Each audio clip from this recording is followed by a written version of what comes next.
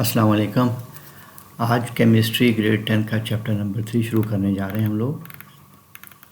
Chapter 3 stoichiometry है और ये उसकी पूरी लिस्ट है इस चैप्टर के टॉपिक्स की। एम्पिरिकल मॉलिक्यूलर फार्मूला से स्टार्ट होगा और सेकंड लास्ट जो टॉपिक है वो मोलैरिटी है और एंड डेफिनेटली एक्सरसाइज के ऊपर होगा। तो ये अगर आप इस टॉपिक को देखें तो ये अराउंड 20 पेजेस हैं, यानी अच्छा खासा लंबा चैप्टर है। लेकिन इस चैप्टर के अंदर ज़्यादातर जो चीज़ें हैं वो बेसिकली न्यूमेरिकल्स हैं। इसमें डेफिनेशन हैं, कुछ चंद एक डेफिनेशन हैं, इससे ज़्यादा नहीं, लेकिन जो ज़्यादा कंटेंट्स हैं वो न्यूमेरिकल्स के हैं। तो बिस्मिल्लाह करते हैं, स्टार्ट करते हैं सबसे पहले मॉलिक्यूलर फार्मूला के। इसकी डेफिनेशन है, a molecular formula is an expression that specifies the actual number of atom of each element present in one molecule of a compound.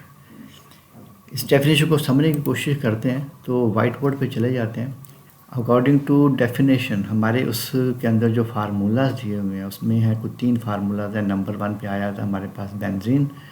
तो बेंजीन का जो फार्मूला उन्होंने दिया उसके मुताबिक है C6H6। तो इस फार्मूले का मतलब है मेनली किसी में 2 एलिमेंट हैं, एक कार्बन है और दूसरा हाइड्रोजन है। दूसरी इन्फॉर्मेशन इसमें यह है कि इसके अंदर 6 हमारे पास कार्बन एटम है तो 6 ही इसके अंदर हाइड्रोजन एटम है, तो टोटल हो जाएंगे हमारे पास 12 एटम्स। ये इन्फॉर्मेशन है बेंजीन मालिक्यूल की। सिमिलरली आ जाता है हमारे पास ग्लूकोज। सेकंड एग्जांपल जो है, तो ग्लूकोज की एग्जांपल में इसका हम फार्मूला लिखते हैं। यह है C6H12O6। तो इसके अंदर हमारे पास जो इन्फॉर्मेशन है वो 2 ही है मेनली इन्फॉर्मेशन कि इसमें एलिमेंट कौन कौन से हैं। कार्बन है, हाइड्रोजन है, ऑक्सीजन है, 3 एलिमेंट हैं और 6 कार्बन के एटम है, 12 हाइड्रोजन के एटम है और 6 ऑक्सीजन के एटम है। तो टोटल हो जाएंगे हमारे पास 24 एटम। इसी तरीके से थर्ड एग्जांपल हमारे पास है वाटर की। तो वाटर के अंदर जो इन्फॉर्मेशन है उसकी मॉलिक्यूल की वो है H2 और ये वो फार्मूला जो कि आपने many time I think lower classes से ही स्टार्ट कर देते हैं बच्चे याद करना, या उनको टीचर याद करवाते हैं।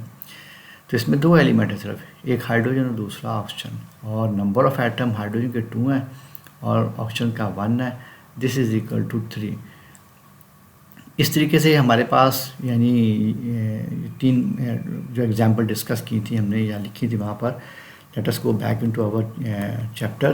तो ये चैप्टर हमारे पास वंस अगेन वापस आ गया। तो इस डेफिनेशन के मुताबिक है कि फार्मूला बेसिकली एक ऐसी एक्सप्रेशन होती है जो कि हमें एक्चुअल नंबर ऑफ एटम बताता है, लेकिन इसके साथ साथ हमें उन एलिमेंट्स के बारे में भी पता लगता है जो कि उसके मॉलिक्यूल में मौजूद होते हैं। अच्छा, उसके बाद एग्जांपल जो मैंने लिखी हुई है, बेंजीन है, ग्लूकोज है, वाटर है आपके सामने। और साथ ही अब ऐसा करते हैं कि ज़रा एम्पिरिकल फार्मूला को भी चेक करते हैं। ये मैंने असल में इसको हाइड किया हुआ था इसलिए कि स्टूडेंट की अटेंशन डाइवर्ट ना हो इधर से उधर। तो ये आ गया जनाब हमारे पास एम्पिरिकल फार्मूला। तो एम्पिरिकल फार्मूला में ये है कि an empirical formula is an expression that specifies the simplest whole number ratio of atom of each element present in the molecule of a compound. अब इसके कहने का मतलब क्या है, वंस अगेन हम वाइट बोर्ड का यूज़ करते हैं।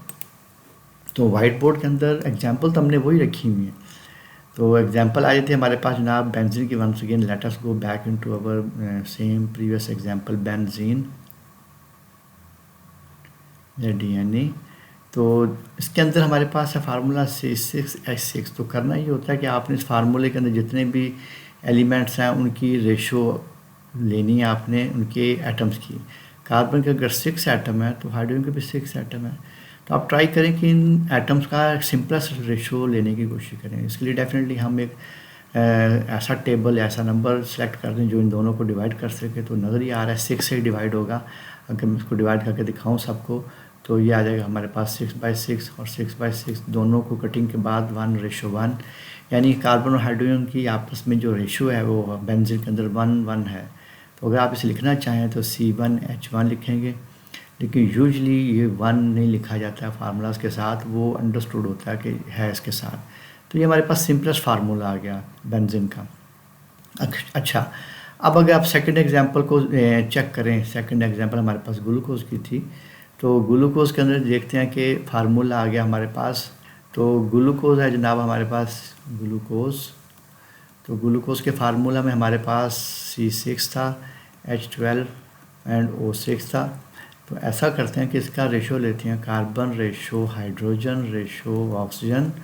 तो इनके एटम्स लिख लेते हैं, कार्बन के 6 एटम थे, हाइड्रोजन के 12 एटम थे और ऑक्सीजन के 6 एटम थे। तो डेफिनेटली इसमें भी हमें एक कॉमन टेबल से डिवाइड करना पड़ेगा और नज़र आ रहा है कि 6 ही एक मुनासिब नंबर है जिससे हम इसे डिवाइड कर सकते हैं सारे नंबर्स को, so that we can get simplest whole number ratio. तो ये हमने इसे कर दिया, तो 6/6। तो एंड पे हमारे पास आ जाएगा 1:2:1। ये नंबर अगर आप इनके सिंबल्स के साथ अगर लगा दिए जाएँ तो हमें मिल जाएगा सिंपलेस्ट फार्मूला। ये कार्बन 1 हो जाएगा, ऑक्सीजन 2, हाइड्रोजन 2 हो जाएगा, ऑक्सीजन 1 हो जाएगा। और जैसे कि मैंने पहले कहा कि यूजली इनके नंबर सिंबल्स के साथ 1 नहीं लिखा जाता, वो अंडरस्टूड होता है। तो ये हमारे पास सिंपलेस्ट फार्मूला हो गया। सिमिलरली अगर हम नेक्स्ट जाएं आगे, थर्ड एग्जांपल को भी यहीं पे देख लेते हैं कि उसके बारे में क्या सिचुएशन है, उसका सिंपलेस्ट फार्मूला क्या होगा। तो इसके लिए हमारे पास जो थर्ड एग्जांपल थी वो थी वाटर। तो वाटर में हाइड्रोजन और ऑक्सीजन का ले लें जनाब, रेशो ले लें और ये रेशो आ जाएगी हमारे पास 2:1। और नज़र ये आ रहा है कि ये ऑलरेडी सिंपलेस्ट यानी नंबर हैं, इनको फर्दर आप किसी भी नंबर या टेबल से डिवाइड नहीं कर सकते। तो फार्मूला जो सिंपलेस्ट फार्मूला फॉर वाटर है वो इनफैक्ट वही होगा, H2O1। और अगर आप 1 ना लिखें तो ये आ जाएगा, यानी मॉलिक्यूलर फार्मूला और empirical formula for water is same. इसको अगर आप देख लिया, समझ लिया, तो ये ज़हन में रहे कि ये जो सारी लंबी चौड़ी डिस्कशन है उसकी एम्पिरिकल फार्मूला की डिवीजन करना, दिस एंड दैट, वो बेसिकली करनी नहीं होती, वो तो सिर्फ आपको समझाने के लिए मैंने यहाँ लिख दिया। अदरवाइज़ तो फार्मूला देखते ही अंदाज़ा हो जाता है कि आपने इसको किस तरीके से यानी इसका सिंपलेस्ट करना है। वो तो ज़बानी ओरल ही बच्चा कर लेता है अगर उसका मैथमेटिक्स तेज़ है। तो let us go back into our definition. तो उसमें डेफिनेशन के अंदर आप देखें एग्जांपल मैंने वही रखी हैं, बेंजीन ग्लूकोज वाटर की एग्जांपल एग्जैक्टली वही है। सिर्फ किया ये है कि यहाँ पर मैंने इसको फार्मूले के मॉलिक्यूलर फार्मूला के जस्ट आगे मैंने उसका एम्पिरिकल फार्मूला लिख दिया, और ऐसे ग्लूकोज के लिए और वैसे वाटर के लिए। अच्छा, अब इसे क्लोज करने से पहले इस चीज़ को भी चेक कर लेते हैं कि ये लाइन क्या है। For many compounds empirical and molecular formula are the same, for example water, carbon dioxide, methane है, अमोनिया और सल्फर डाइऑक्साइड गैस। तो ये इसमें वही लाइन है जो अभी हम जिसकी डिस्कशन हम यहाँ पर करके आए हैं पीछे वाइट बोर्ड के ऊपर वाटर की केस में, कि वाटर का मॉलिक्यूलर फार्मूला और इसका एम्पिरिकल फार्मूला सेम है, क्योंकि उसके नंबर ऑलरेडी यानी सिंप्लीफाइड है, उसको फर्दर सिंप्लीफाई नहीं कर सकते। तो ऐसे ही असल में एग्जैक्टली यही लाइन यहाँ पर लिखी हुई है, अगरचे इसमें एग्जाम्पल वाटर के अलावा और भी हैं। तो इस तरीके से ये यानी एम्पिरिकल और मॉलिक्यूलर फार्मूला की डेफिनेशन भी हो गई, उसकी सारी एक्सप्लेनेशन भी हो गई। तो इसमें जो फार्मूलाज हैं स्पेशली वो आपको हर हाल में कोशिश करें कि याद कर लिए जाएं उनके नेम्स के साथ, कि बेंजीन C6H6 है, ग्लूकोज C6H12O6 है। रीज़न उसकी ये है कि एक तो आपको आगे एग्जांपल्स में प्रेजेंट करने में आसानी होगी फार्मूलाज, नंबर 1, नंबर 2 ये कि MCQs में भी फार्मूलाज आ जाते हैं, तो इसलिए आपको याद होना चाहिए। अच्छा, इसके साथ साथ आगे चलते हैं ज़रा, और एक और बात दैट इज़ वेरी इंपॉर्टेंट कि ये जो डेफिनेशन है, डेफिनेशन की जो वर्डिंग है वो बड़ी इंपॉर्टेंट होती है। इन वर्डिंग को कोशिश करें कि ऐसे ही याद करें, इसमें चेंजेस ना करें, अपनी लाइंस खुद मत एंटर करें। उससे होता क्या है, बच्चे यूजुअली लिखने के दौरान उसमें वो प्रॉब्लम पैदा कर देते हैं, जिससे वो डेफिनेशन का जो मेन सेंस होती है वो सारी डेड हो जाती है। तो इसलिए कोशिश करें कि डेफिनेशन को जस्ट लाइक वर्सेस याद किया जाए। ओके जी, नेक्स्ट चलते हैं आगे। ये हमारे पास आते हैं steps to determine molecular formula. Similarly इधर चलेंगे तो इधर भी आपको ये नजर आएंगे steps to determine the empirical formula. लेकिन हम ऐसा करते हैं कि इसको अभी फ़िलहाल इन स्टेप्स को करते नहीं हैं, हम नीचे न्यूमेरिकल करते हैं। न्यूमेरिकल जैसे करेंगे आपको ये स्टेप साइड बाय साइड समझ आते चले जाएंगे। तो हम सबसे पहले न्यूमेरिकल को देखते हैं कि ये 2 न्यूमेरिकल हैं। सॉरी, ये असल में जब मैं हाइड करता हूँ तो नीचे की तरफ चला जाता है। तो सबसे पहले न्यूमेरिकल देखते हैं, एग्जांपल 3.6 है और एक सेल्फ असेसमेंट एक्सरसाइज 3.71 है। मैं इनकी दोनों की वर्डिंग सुनाना चाहता हूँ आपको कि इसमें डिफरेंस क्या है दोनों के अंदर। सबसे पहले ये है कि a compound has the following composition, carbon 40% है, हाइड्रोजन 6.7% है, ऑक्सीजन 53.3% है। The molar mass of compound is 180 gram per mole. Determine the empirical and molecular formula. यानी इस क्वेश्चन के अंदर दिया क्या हुआ है, एक तो कार्बन हाइड्रोजन ऑक्सीजन की परसेंटेजेस दी हुई हैं, कुछ आगे एक दो एग्जांपल्स आएंगी जिसके अंदर परसेंटेज की जगह ग्राम में यानी मास दिया होगा, लेकिन उससे फ़र्क नहीं पड़ता, न्यूमेरिकल सॉल्व करने का तरीका एक ही रहेगा। अच्छा, the molar mass of the compound is given, वो 180 गिवन है। अच्छा, जब साइड वाला पैरेलल जो क्वेश्चन अगर हम उसको देखें तो उसमें लिखा हुआ है determine the empirical and molecular formula of compound from the following data. 26.4 carbon है और 3.3% हाइड्रोजन है, 70.3% ऑक्सीजन है, मोलर मास 91 ग्राम पर मोल दिया हुआ है। तो दोनों केस के अंदर जनाब वो पूछ रहे हैं मॉलिक्यूलर फार्मूला क्या है और एम्पिरिकल फार्मूला क्या है, दोनों। अच्छा, कुछ क्वेश्चन आगे आगे ऐसे आएंगे जिसमें मॉलिक्यूलर मास नहीं दिया होगा, तो उसमें वो सिर्फ होगा क्या कि सिर्फ एम्पिरिकल फार्मूला की हद तक वो कैलकुलेशन करनी होती है। तो सबसे पहले हम ये लेफ़्ट वाला क्वेश्चन सॉल्व करते हैं, इसको हम यहाँ पर हाइड कर देते हैं ताकि ये सामने ना रहे। तो इसे सॉल्व करते हैं। इस क्वेश्चन के हमारे पास हैं स्टेप्स कितने हैं वो हम चेक करते हैं। ये देखो ऊपर लिखा है find the number of mole of each element from its mass और परसेंटेज कंपोजिशन। तो जनाब ये इस वक्त आ गया, ये सबसे पहले कैलकुलेशन नंबर ऑफ मोल हम करेंगे। तो हम ऐसा करते हैं कि इसको चलते हैं उधर वाइट बोर्ड की तरफ। तो वाइट बोर्ड में जाके इसको करते हैं जनाब, सबसे पहले थोड़ा सा ऊपर करते हैं ताकि हमारे पास स्पेस बन जाए जिसमें हम इसे सॉल्व कर सकें।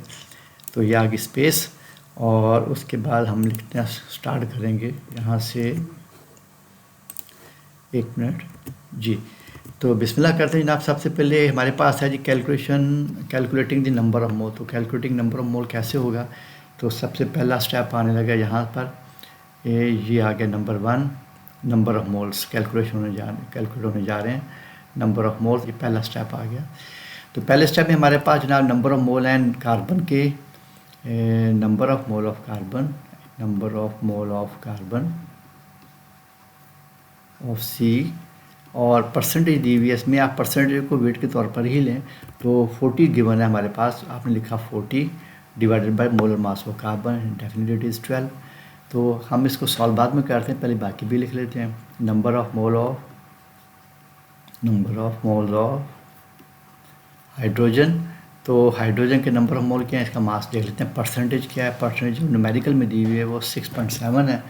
तो 6.7 लिख लिया, और divide by molar mass of hydrogen, तो वो डेफिनेटली इट इज़ 1। और थर्ड और लास्ट जो परसेंटेज दी हुई है वो है ऑक्सीजन की, number of moles of oxygen. तो that is equal to, let us go back, तो 53.3 नज़र आ रही है हमें। तो 53.3 आ गया, divided by 16 according to our atomic masses, ये आ गया। अब हम इनको सॉल्व करते हैं। सॉल्व करने के लिए definitely let us open our calculator. मैं स्टूडेंट के सामने ये करना चाह रहा हूँ ताकि इनको समझ आए। तो जो हमारा कैलकुलेटर है जी, ये आ गया हमारे सामने, कैलकुलेटर आ गया। तो कैलकुलेटर के अंदर हमारे पास है, लेट अस सॉल्व फर्स्ट। तो फर्स्ट सॉल्व करते हैं, तो 40 divided by 12 that is equal to 3.333, बेशुमार 3 है इसके अंदर, तो हम इसे करते हैं क्लोज़। और जनाब यहाँ पर इसको लिखने की कोशिश करते हैं 3.3। आप ऐसा करें 3 के बाद पॉइंट के बाद 2 नंबर लिख लें, बाकी छोड़ दें, और आगे बेशक उसके साथ लिख दें मोल। अच्छा, उसके बाद नंबर 2 है, तो नज़र ही आ रहा है 6.7 डिवाइडेड बाय 6.7 ही रहेगा, उससे यानी फ़र्क नहीं पड़ेगा क्योंकि 1 से डिवाइड हो रहा है। अब आता है लास्ट हमारी कैलकुलेशन इस यानी नंबर ऑफ मोल्स के हिस्से की, वो है 53.3 डिवाइडेड बाय हो जाएगा हमारे पास 16 and this is equal to 3.33। तो यहाँ पर भी हम 3.33 है, लेट अस राइट 3.33, और ये हमने लिखा यहाँ पर जी आ गया ये 3.33, ये लिखना था हमने मोल, MOL मोल हो गया, और यहाँ पर भी MOL मोल हो गया। तो ये सॉल्व हो गया। अच्छा, बैक चलते हैं ज़रा। तो बैक चलने तो नज़र आता है हमारे पास के ऊपर अगर दोबारा जाए स्टेप्स में, तो लिखा हुआ है कि first find the number of mole of each element from its percentage composition या मासेस, जो भी दिया हुआ परसेंटेज भी इस वक्त में दी हुई, हमने उसके मुताबिक कैलकुलेट कर लिया है। नंबर 2 है divide each divide each elements molar amount by the smallest और least molar amount to get the simplest whole number ratio of the compound. हमारे पास सेकेंड अब आने लगा है, मोल रेशियोज कैलकुलेट करनी है। अब मोल रेशियोज का मतलब क्या है, ज़रा वापस चलते हैं इसमें और सॉल्व करके देखते हैं। अच्छा जी, अब आते हैं हमारे पास जी, वापस आते हैं कि यह दी मोल रेशियो है। नंबर 2 जो हमारा स्टेप है for the calculation of molecular and simplest formula, तो है मोल रेशियो। मोल रेशियो का मतलब क्या लेते हैं हम? मोल रेशियो का मतलब ये है कि ये जो आपने अभी ऊपर नंबर निकालने हैं सारे, इनकी रेशियोज़ निकालनी है। लेकिन आपने सबसे पहले करना ये है कि जितने भी एलिमेंट दिए हैं जिस तरतीब से दिए हुए हैं उस तरतीब से आपने लिखना है। सी रेशो एच रेशो ओ, ये आ गया। अगर आप बैक जाएं तो आप देखें इसमें आपको सबसे पहले कार्बन लिखी हुई नजर आएगी, फिर हाइड्रोजन, फिर ऑक्सीजन। तो इसी तरतीब से आपने लिखना है। अब अगला स्टेप ये है कि आपने जो नंबर आपने कैलकुलेट किया है कार्बन का वो है 3.33 और रेशो हो जाएगा हाइड्रोजन का 6.7 and for oxygen it is again 3.33। तो आपने करना क्या है कि इसको मोल रेशियोज़ का मतलब यह है कि आपने इन 3 नंबर में से सबसे जो छोटा नंबर है, स्मॉलेस्ट नंबर, उससे हम सबको डिवाइड कर देंगे। दूसरे अल्फाज में हो जाएगा 3.33 डिवाइडेड बाई 3.33, क्योंकि 3.33 दोनों के लिए सेम है और है भी स्मॉल, यही यूज़ होगा। रेशो 6.7 डिवाइडेड बाई 3.33 हो गया। रेशो 3.33 फॉर ऑक्सीजन और उसको ही नंबर से डिवाइड हो जाएगा। तो ये तो सिंपल है, ये तो हो जाएगा 1 रेशो, ये अभी कैलकुलेट करते हैं और ये भी 1 हो जाएगा। तो ऑक्सीजन के लिए कैलकुलेशन करते हैं कि ये 6.7 डिवाइडेड बाय 3.33 होगा क्या? तो ये 2.01 है, तो अगर आप इसे राउंड करें तो 2 ही लिखा जाएगा। तो यहाँ पर जनाब आपका नंबर आ गया 2। जब ये आपका नंबर आ गया तो अगला स्टेप है थर्ड। थोड़ा सा मैंने और जूम आउट कर दिया ताकि इसको ज़रा नज़र भी आए स्टूडेंट को। मैं ऐसा करता हूँ कि इसके थर्ड स्टेप जो है मैं पैरेलल करता हूँ। तो ये हमने लाइन लगा ली। लाइन लगाने के बाद हमारा थर्ड स्टेप आ गया है। थर्ड स्टेप जो है ऊपर चलते हैं वापस, जो लिखे हुए थे पॉइंट्स उसमें आए, write the empirical formula using simplest ratio as subscripts. अब इसका मतलब क्या है? ये जी मोल रेशो कैलकुलेट करने के बाद ये नीचे जो सोल्यूशन चल रहा है मैं उसकी भी बात कर रहा हूँ साथ साथ। ये हमने मोल रेशो यहाँ पर कैलकुलेट करके दिखाई हुई है, 1:2:1। अब आता है आखिरी सेकंड लास्ट स्टेप है, वो है जनाब आपका, यहाँ पर ले आते हैं। तो यहाँ पर आता है हमारे पास जी third step, empirical formula, writing empirical formula. तो इसके लिए हमने करना क्या है जनाब, आपने सिर्फ जितने एलिमेंट हैं इसके और जिस तरतीब से लिखे और यानी न्यूमेरिकल में दिया था आपने उसी तरतीब से लिख लेने हैं। CHO हो गए हमारे नंबर्स, और आपने क्या करना है, ये जो नंबर इधर लिखे हुए हैं 1 for carbon, 2 for hydrogen and 1 for oxygen, इनको इधर इनके साथ सब्सक्रिप्ट लिख लेना है। वही हमने वहाँ पर पॉइंट पढ़ा है पीछे नोट्स में, तो वो यहाँ पर वही यही लिखा हुआ था। लेकिन एज़ यूजुअल जैसे हम कहा करते हैं कि जो 1 है वो यूजुअली लिखा नहीं जाता, उसकी ज़रूरत नहीं होती, वो अंडरस्टूड होता है कि वो मौजूद है। तो ये हमारे पास एम्पिरिकल फार्मूला आ गया। अब इसका लास्ट स्टेप रह गया। अब लास्ट स्टेप क्या चीज़ है, लेट अस गो बैक। तो लास्ट स्टेप ये है कि इसमें लास्ट स्टेप ये थे फार्मूला, अगर आप बैक जाएं ऊपर तो उनमें लिखा हुआ है एम्पिरिकल फार्मूला के पॉइंट्स ये हैं और मॉलिक्यूलर फार्मूला के पॉइंट्स ये हैं। तो मॉलिक्यूलर फार्मूला में जो पॉइंट्स हैं वो ये है कि find the molar mass of the empirical formula. हमने असल में एम्पिरिकल फार्मूला निकाल लिया है, अब हमने मॉलिक्यूलर फार्मूला की तरफ जाने लगे हैं, नेक्स्ट स्टेप की तरफ जाने लगे हैं। तो आपने उसका एम्पिरिकल फार्मूला जो निकाला उसका molar mass of empirical formula आप निकालने जा रहे हैं। तो देखते हैं, क्योंकि ये न्यूमेरिकल भी ख़त्म नहीं हुआ, अभी तो ये न्यूमेरिकल चल रहा है। आपने यहाँ पर इसकी ये अभी आपने सिर्फ एम्पिरिकल फार्मूला लिखा है, अब आपने दूसरी तरफ चलना है, कैलकुलेशन ऑफ मॉलिक्यूलर फार्मूला, यानी अब मॉलिक्यूलर फार्मूला की तरफ बढ़ने लगे हैं। तो यहाँ पर आपने स्टार्ट करना है आपने एम्पिरिकल मास। एम्पिरिकल मास का मतलब क्या है, बिल्कुल जैसे मॉलिक्यूलर मास निकाला जाता है वैसे इसका भी निकालेंगे। Empirical formula mass. तो करना क्या होगा, बिल्कुल that is equal to CH2, ये हो गया आपका एम्पिरिकल फार्मूला। तो आपने करना ये होता है कि इनके सिंबल्स के दरमियान डालना होता है प्लस, और अगर कोई सब्सक्रिप्ट है तो उसको अगले स्टेप में ला के पीछे बैक पे मल्टीप्लाई कर देते हैं। ये हो जाएगा आपके पास, यानी इसकी सोल्यूशन का ये वैल्यू पुट करने से पहले का स्टेप। तो ये हो जाएगा जनाब आपके पास 12 एटॉमिक मास ऑफ कार्बन 12 है और एटॉमिक मास ऑफ हाइड्रोजन 1 है और atomic mass of 16 for oxygen. तो 12 + 2 + 16 जब आप इसे टोटल करेंगे तो टोटल करने के लिए आप कैलकुलेटर खोलें ताकि आपको पता लगे। 12 + 2 + 16 दैट इज़ इक्वल टू 30। तो ये आपके पास 30 आ गया। तो ये जनाब हमने इसे यहाँ तक सॉल्व कर लिया, यानी ये सारा इक्वल टू है, ये भी लिखना चाहिए था साथ साथ। तो दिस इज़ इक्वल टू 30। तो हमारे पास ये नंबर आ गया जनाब एम्पिरिकल फार्मूला मास। अब हमारे पास एक छोटा सा पॉइंट है, एक छोटा सा फार्मूला वंस अगेन आने लगा, वो ये है। अच्छा, अब वो फिफ्थ स्टेप क्या चीज़ है? फिफ्थ स्टेप ये है जनाब इसका कि आपने इसका कैलकुलेशन करनी है, एन कैलकुलेट करना है। एन क्या चीज़ है? एन बेसिकली होता है आपका molecular formula, molecular mass over empirical मास।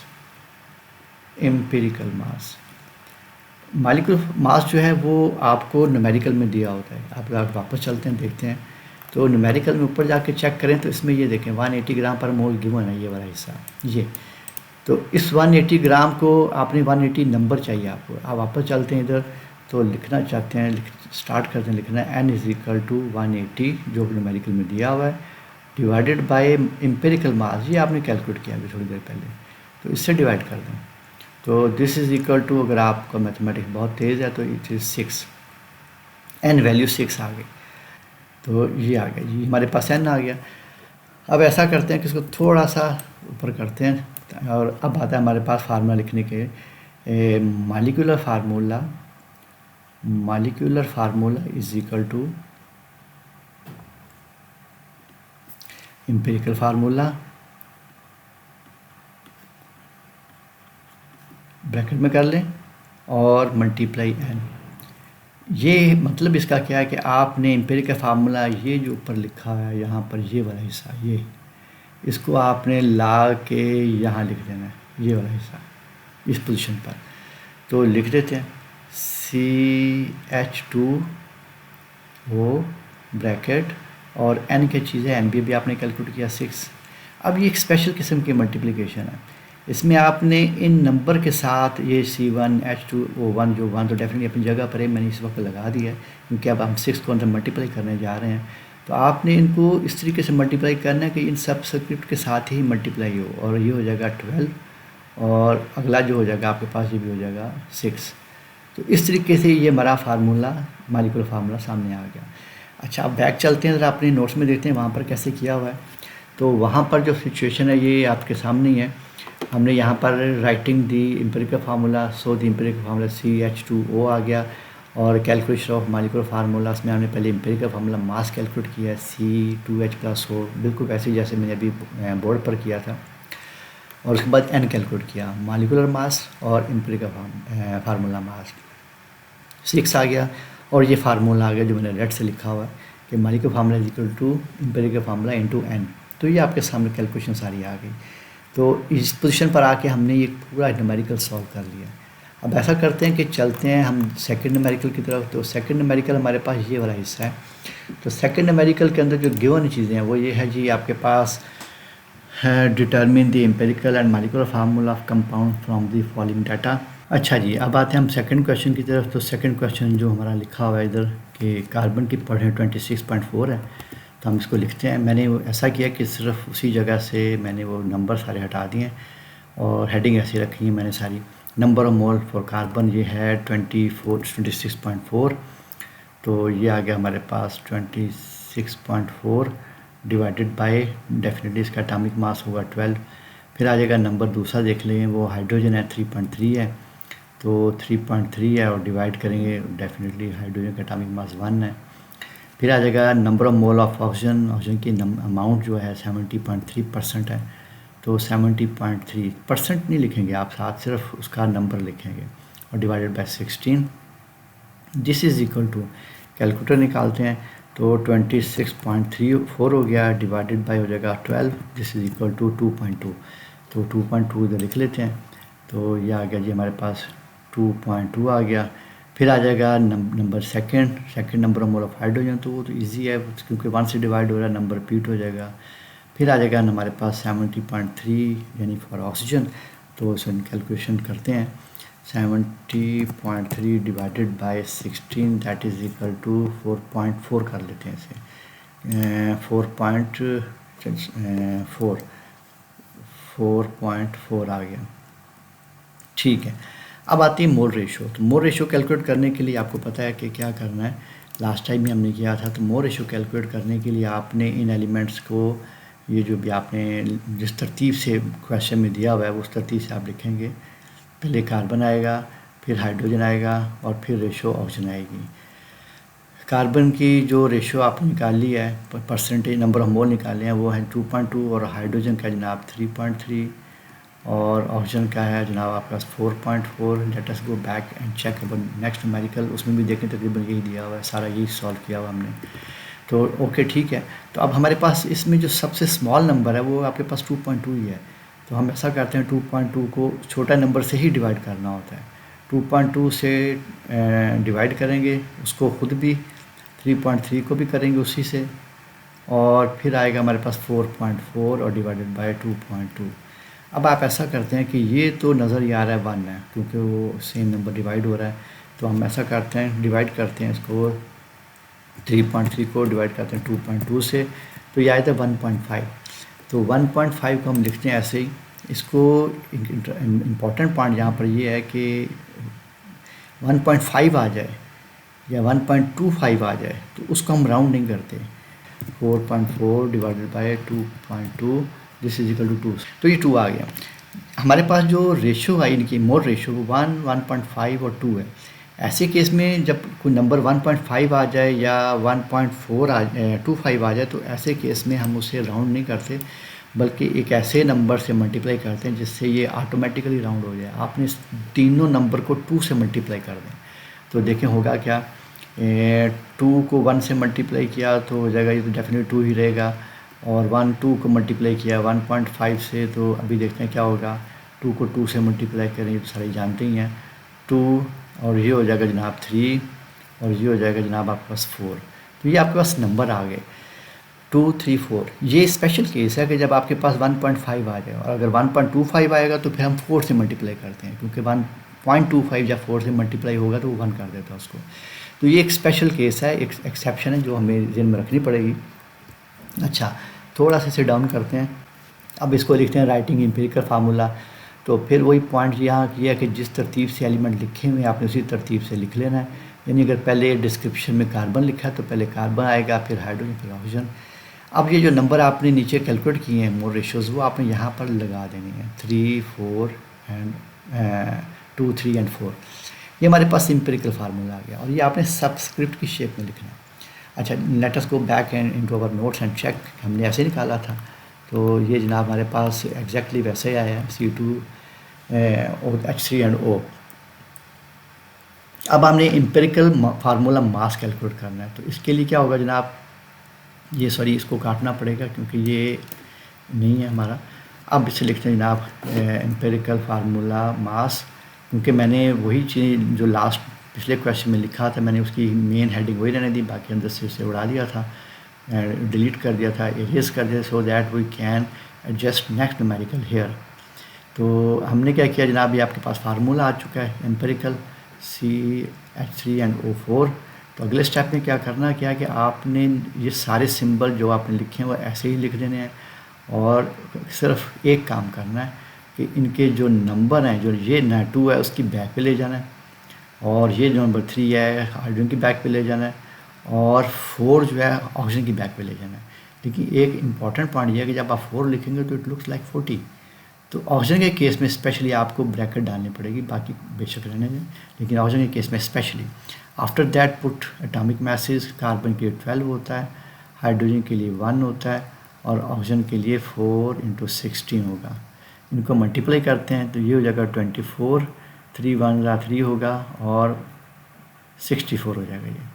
अब ऐसा करते हैं कि इसको टोटल करके देखते हैं, 24 + 3 + 64 दिस इज इक्वल टू 91। तो 91 आ गया हमारे पास। तो तो this is equal to this and this is equal to 91। अब अगला स्टेप हमारे पास क्या है कि आपने कैलकुलेट करना है जनाब, इसका एन कैलकुलेट करना है। तो एन कैलकुलेशन के लिए हमारे पास मॉलिक्यूलर मास या मोलर मास ऑफ कंपाउंड जिसकी डिस्कशन हो रही है न्यूमेरिकल में उसका लिखेंगे और एम्पिरिकल मास डिवाइडेड बाय में करेंगे। तो एम्पिरिकल मास जो है वो तभी आप कैलकुलेट कर चुके हैं, वो है 91। लेकिन what about the molecular mass? Molecular मास के लिए आपको गो बैक इनटू अवर न्यूमेरिकल। तो न्यूमेरिकल को थोड़ा सा रीड आउट करना पड़ेगा। Determine the empirical molecular formula of compound from the following data. इसमें ये दिया हुआ है मॉलिक्यूलर मोलर मास, जो इस कंपाउंड का जो भी इसकी बात कर रहे हैं वो जनाब 91 है। तो बाई चांस मॉलिक्यूलर मास भी 91 है और एम्पिरिकल फार्मूला मास भी 91 है, दैट इज इक्वल टू 1। बात ख़त्म होगी। तो अच्छा, अब आगे क्या है? अगला पॉइंट ये है कि हमने कैलकुलेट करना है जनाब, एन कैलकुलेट हो गया, अब आपने कैलकुलेट करना है मॉलिक्यूलर फार्मूला। तो मॉलिक्यूलर फार्मूला ये आप कह लें कि it is your 6th step है। तो मॉलिक्यूलर फार्मूला कैलकुलेशन का तरीका क्या है कि आपने इसे एम्पिरिकल फार्मूला को मल्टीप्लाई करना होता है एन के साथ। और एम्पिरिकल फार्मूला तो हमारे पास है C2 अभी ऊपर आपने कैलकुलेट किया था, H हमारे पास 3 था और ऑक्सीजन था हमारे पास 4, ये हो गया ब्रैकेट में, और N जो है वो 1 है। तो 1 मल्टीप्लाई करेंगे तो एग्जैक्टली वही मॉलिक्यूलर फार्मूला यानी वही एम्पिरिकल फार्मूला रिपीट हो जाएगा। दैट मीन्स बिल्कुल पानी की तरह, जैसे वाटर का फार्मूला था कि उसका एम्पिरिकल फार्मूला भी वही था, मॉलिक्यूलर फार्मूला भी वही है। तो इसका एम्पिरिकल और molecular formula both are the same. तो यहाँ पर हमने एक दूसरा क्वेश्चन भी सॉल्व कर लिया। हाँ, ये देख लें आपके सामने आ गया। तो इसमें आपने दोनों क्वेश्चन सॉल्व कर लिए और इंटरेस्टिंग पॉइंट ये है कि दोनों के स्टेप बिल्कुल एग्जैक्टली सिमिलर चलते हैं। अगर आप ये समझें कि इसमें न्यूमेरिकल बहुत ज़्यादा हैं for the calculation numerical and empirical formula, तो उसमें घबराने की ज़रूरत नहीं है, सारे स्टेप एक जैसे हैं। आप इसका बेसिक पैटर्न याद कर लेंगे कि न्यूमेरिकल का, तो आपको सारी न्यूमेरिकल कोई भी आ जाए, अनसीन भी आ जाए, तो भी आप सॉल्व कर लेंगे आराम से। अब ऐसा करते हैं कि आज चलते हैं नेक्स्ट। मैंने यहाँ पर इसे, हाँ ये मैंने उड़ाया था, लेकिन मेरा ख्याल में इसको ऐसा ज़रूरत तो नहीं फ़िलहाल, तो देख लेते हैं, जहाँ ज़रूरत पड़ेगी उसको लगा देंगे, इस पर्दे को, इस कर्टन को। तो हम आगे चलते हैं, इस क्वेश्चन की तरफ चलते हैं। अब इसमें आ जाएगा ये सब मिक्स क्वेश्चन है, एग्जाम्पल भी हैं इसी में आपके सेल्फ चेक एक्सरसाइज भी होगी, इसमें आपके एक्सरसाइज के क्वेश्चन भी होंगे। तो अब ऐसा करते हैं, इसका 7 इसका ये वाला जो न्यूमेरिकल है ये पहले पढ़ते हैं, बल्कि दोनों न्यूमेरिकल पढ़ते हैं और उसके बाद इसको चेक करते हैं कि इसमें क्या क्या गिवन है। न्यूमेरिकल ये दिया हुआ है, determine the empirical and molecular formula of compound composed of 18.24 gram of carbon, 0.51 gram hydrogen and 16.91 gram fluorine, which has a molar mass 562 gram per मोल। अच्छा, इसमें इंटरेस्टिंग पॉइंट ये आ गया कि नई चीज़ आ गई कि इसमें वेट दिया हुआ है, ग्राम दिया हुआ है, जबकि पिछले न्यूमेरिकल में अगर आप पढ़ें वापस जाके तो उसमें परसेंटेजेस दी हुई थी और सेकंड वाले में भी परसेंटेजेस दी हुई थी। तो इससे फ़र्क नहीं पड़ता वो परसेंटेजेस दी हुई हैं या नहीं दी हुई। अच्छा, परसेंटेजेस दी हुई हैं तो भी ऐसे ही सॉल्व होगा, अगर मास दिया हुआ है लेकिन होना ग्राम में चाहिए तो भी ऐसे ही सॉल्व होगा। तो हम क्या करते हैं, ये इधर चलते हैं, वापस आते हैं। तो सेकंड क्वेश्चन भी पढ़ लेते हैं, सेकंड को भी देखते हैं साइड बाय साइड कि उसमें क्या लिखा हुआ है, क्योंकि सॉल्व तो हमें दोनों को करना है।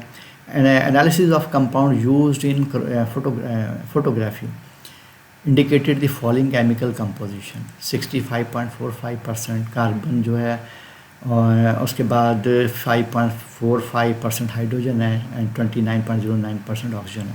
It's molar mass is 110 gram per mole, determine it's molecular formula. अच्छा, इन दोनों में भी बिल्कुल ऊपर वाले क्वेश्चन की तरह दोनों में मॉलिक्यूलर फार्मूला गिवन है, तो हम बड़े आराम के साथ जनाब ये दोनों ही न्यूमेरिकल बिल्कुल ऊपर के पैटर्न के ऊपर ही करेंगे, सॉल्व करेंगे। तो सबसे पहले हम ऐसा करते हैं कि ये वाला क्वेश्चन देखते हैं, इस पोजीशन वाला देखते हैं हम। न्यूमेरिकल एग्जाम्पल 3.7 पार्ट 2 है ये। तो determine the empirical and molecular formula of the compound composed of 18.24 gram of carbon, 0.51 gram of hydrogen and 16.91 gram of fluorine, which has molar mass of 562 gram per मोल। अगर ये आपको molar mass given है तो इसका मतलब है कि आपने क्वेश्चन को एम्पिरिकल फार्मूला कैलकुलेट करने के बाद उसका मॉलिक्यूलर फार्मूला भी कैलकुलेट करना है, ये इंडिकेशन है। एक दो न्यूमेरिकल आएंगे जिसमें आपको मोलर मास नज़र नहीं आएगा, तो वहाँ पर आपने एम्पिरिकल फार्मूला कैलकुलेट करके वहाँ स्टॉप कर देना है। तो नंबर ऑफ़ मोल ऑफ अगर बैक जाएँ थोड़ा सा तो हमारे पास आएगा जनाब number of mole of carbon जो है 18.24 है। तो ये आ गया जनाब हमारे पास। इसे राइटिंग मोड में ले आते हैं और ये कार्बन है, कार्बन लिख लेते हैं 18.24। ये आ गया 18.24 डिवाइडेड बाई 12 उसका एटॉमिक मास ऑफ कार्बन है। तो अब चेक करते हैं कि number of mole of which is what is second element. तो सेकंड एलिमेंट हमारे पास हाइड्रोजन है 0.51। तो 0.51 लिखते हैं, इट इज़ हाइड्रोजन। हाइड्रोजन का सिंबल डाल लेते हैं, 0.51 डिवाइडेड बाई 1 हो जाएगा। लेकिन यहाँ पर अब जो एलिमेंट है पिछले दो न्यूमेरिकल्स में कार्बन हाइड्रोजन के साथ ऑक्सीजन होता था। अब इस वक्त थर्ड एलिमेंट चेंज हो गया। तो थर्ड एलिमेंट जो है इस वक्त फ्लोरीन दिया और वो 16.91 है। तो हम ऐसा करते हैं कि इसको लिख लेते हैं, F लिख लेते हैं यहाँ पर और 16.51 लिख लेते हैं। And what is the atomic mass of fluorine, it is 19। तो 18.24 डिवाइड किया हमने इसको 12 के साथ, तो ये आ जाएगा 1.5। ये 1.52 आ गया। या वहाँ पर भी देख लेते हैं, हमने ऐसे ही किया भाई, एग्जैक्टली 1.52 ही है। तो ये 1.52 आ गया, लिख लिया। और उसके बाद आ गया, ये पॉइंट है, उसके बाद आ गया जनाब हमारे पास सेकंड, लेकिन बाई चांस वो 1 है तो डेफिनेटली नंबर वही रिपीट होगा सेम। तो 0.51 ही आ गया। लेकिन अब आ गया ये फ्लोरीन के लिए, तो उसके लिए once again open the calculator, 16.51 divided by 19 divide किया तो हमारे पास आ गया 0.8689। बहुत लंबा नंबर है, लेकिन हम ऐसा करते हैं पॉइंट 2 नंबर रखने हैं आपने पॉइंट के बाद। तो आप ऐसा करेंगे 0.87 कर लेते हैं राउंड ऑफ करते हुए, 0.87। तो यहाँ आ गया 0.87। अब अगला काम है हमारा मोल रेशो कैलकुलेट करना। तो मोल रेशो कैलकुलेट करने के लिए आपने एलिमेंट्स को उसी तरतीब से लिखना होता है जिस तरतीब से न्यूमेरिकल में दिया हुआ है, कार्बन, हाइड्रोजन एंड फ्लोरीन। ये फ्लोरीन है, आपके पिछले क्वेश्चन में यहाँ ऑप्शन था। तो अब आगे जनाब 1.52 और हाइड्रोजन का नंबर है 0.51 और फ्लोरीन के लिए था हमारे पास 0.87। तो इसमें से सबसे छोटा नंबर जो नज़र आ रहा है वो मुझे हाइड्रोजन का नज़र आ रहा है। तो हमने क्या करना है, इस नंबर से सबको डिवाइड कर देना और इसको खुद भी उसी नंबर से डिवाइड कर देना।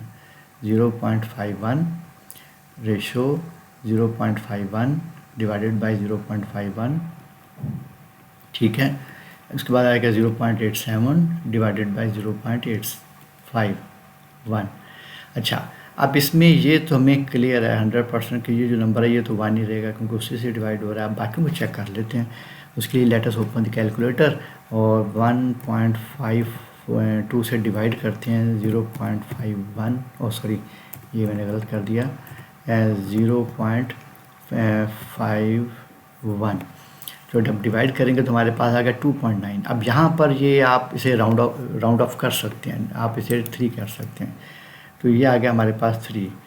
और आखिरी नंबर चेक करते हैं, ओपन अगेन, तो 0.87 डिवाइडेड बाय 0.51, तो हमारे पास नंबर आ गया 1.7। अगेन इसे राउंड ऑफ करें तो ये 2 ही बन जाएगा। तो ये आ गया हमारे पास 2। तो हमारे पास ये राइटिंग एम्पिरिकल फार्मूला लिखते हैं तो उसके लिए आपको सारे एलिमेंट लिखने पड़ेंगे इन ऑर्डर।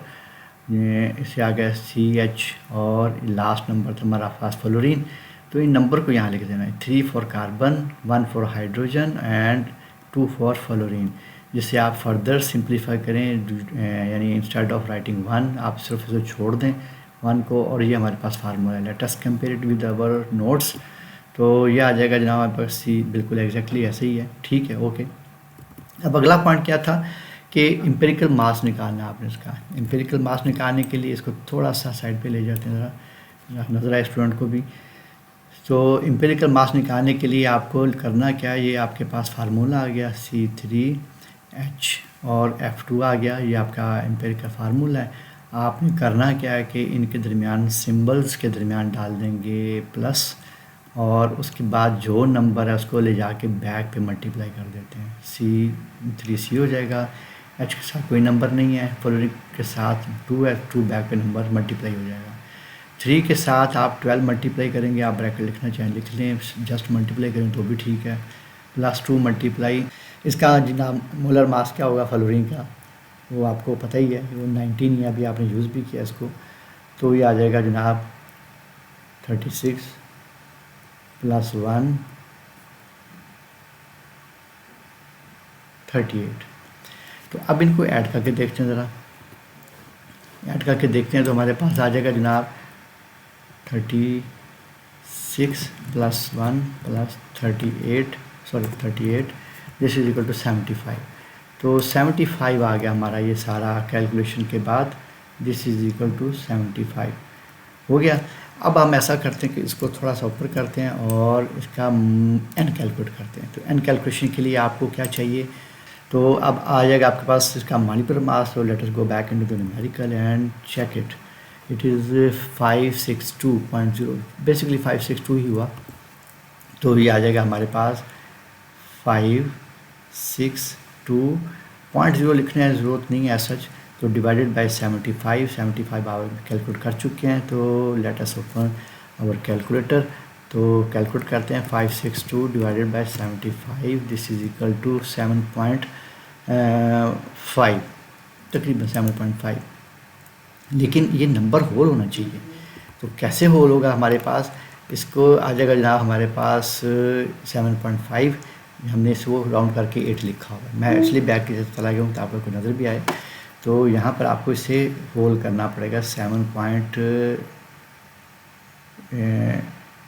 ये आ जाएगा आपके पास 8। वंस अगेन ओपन करके देखें आप अपना कैलकुलेटर। तो 562 डिवाइडेड बाय 75, तो ये समय 7.5 था बेसिकली, जिसको हमने इसे 8 कर दिया राउंड करते हुए। अच्छा, अब आखिरी स्टेप आ गया, आखिरी स्टॉप आ गया हमारा इस न्यूमेरिकल का। वो ये था कि आपने लिखना है इसका एम्पिरिकल फार्मूला C3H और F हो गया 2 और ब्रैकेट कर दिया और मल्टीप्लाई कर देंगे आप इसको 8 के साथ।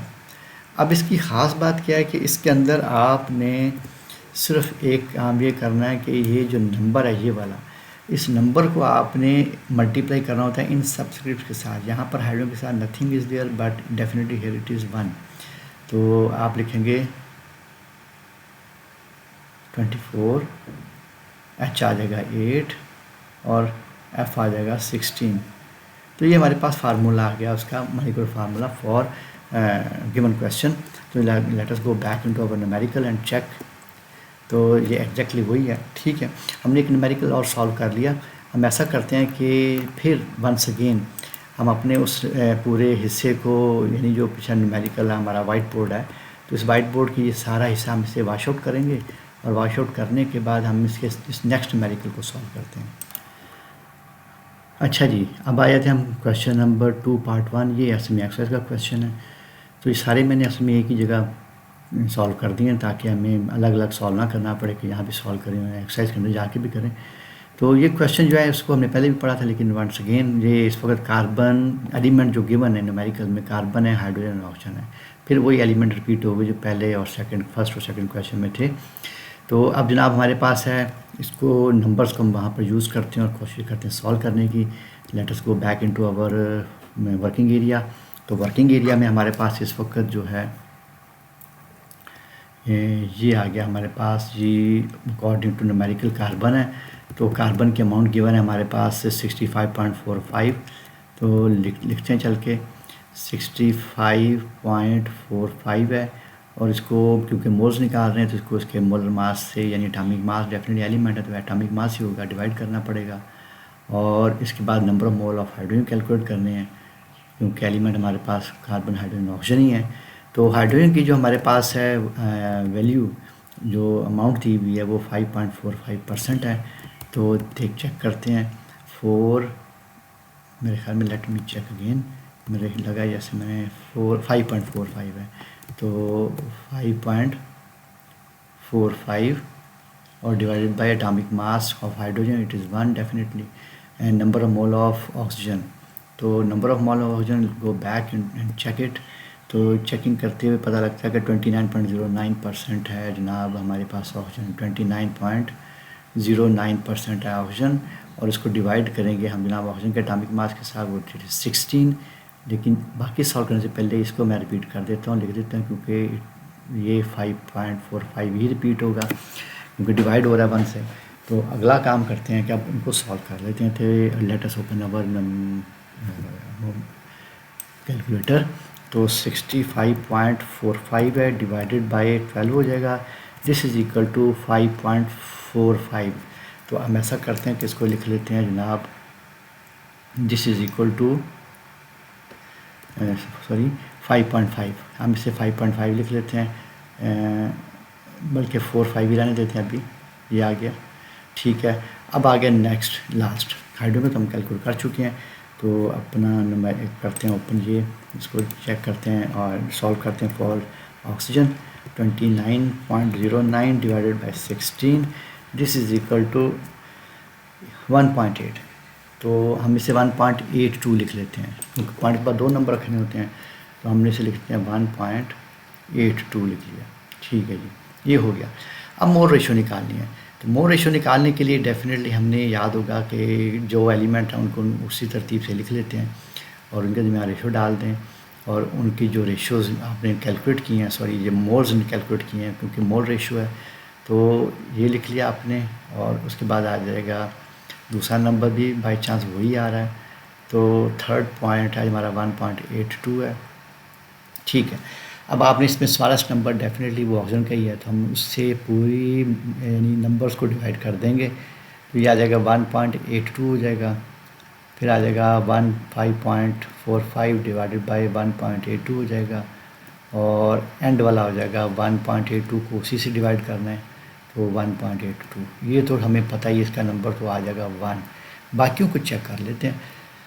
अच्छा, फिर कैलकुलेटर ओपन करते हैं तो 5.45 आ गया, डिवाइडेड बाय 1.82 आ जाएगा। This is equal 2.99, definitely it is 3। तो हम इसको 3 को लिख लेंगे, लेकिन हमारे साथ एक सहूलत ये हो गई कि ये 3 है, तो दूसरा नंबर भी तो 3 ही है, वो भी इसमें 5.45 ही था।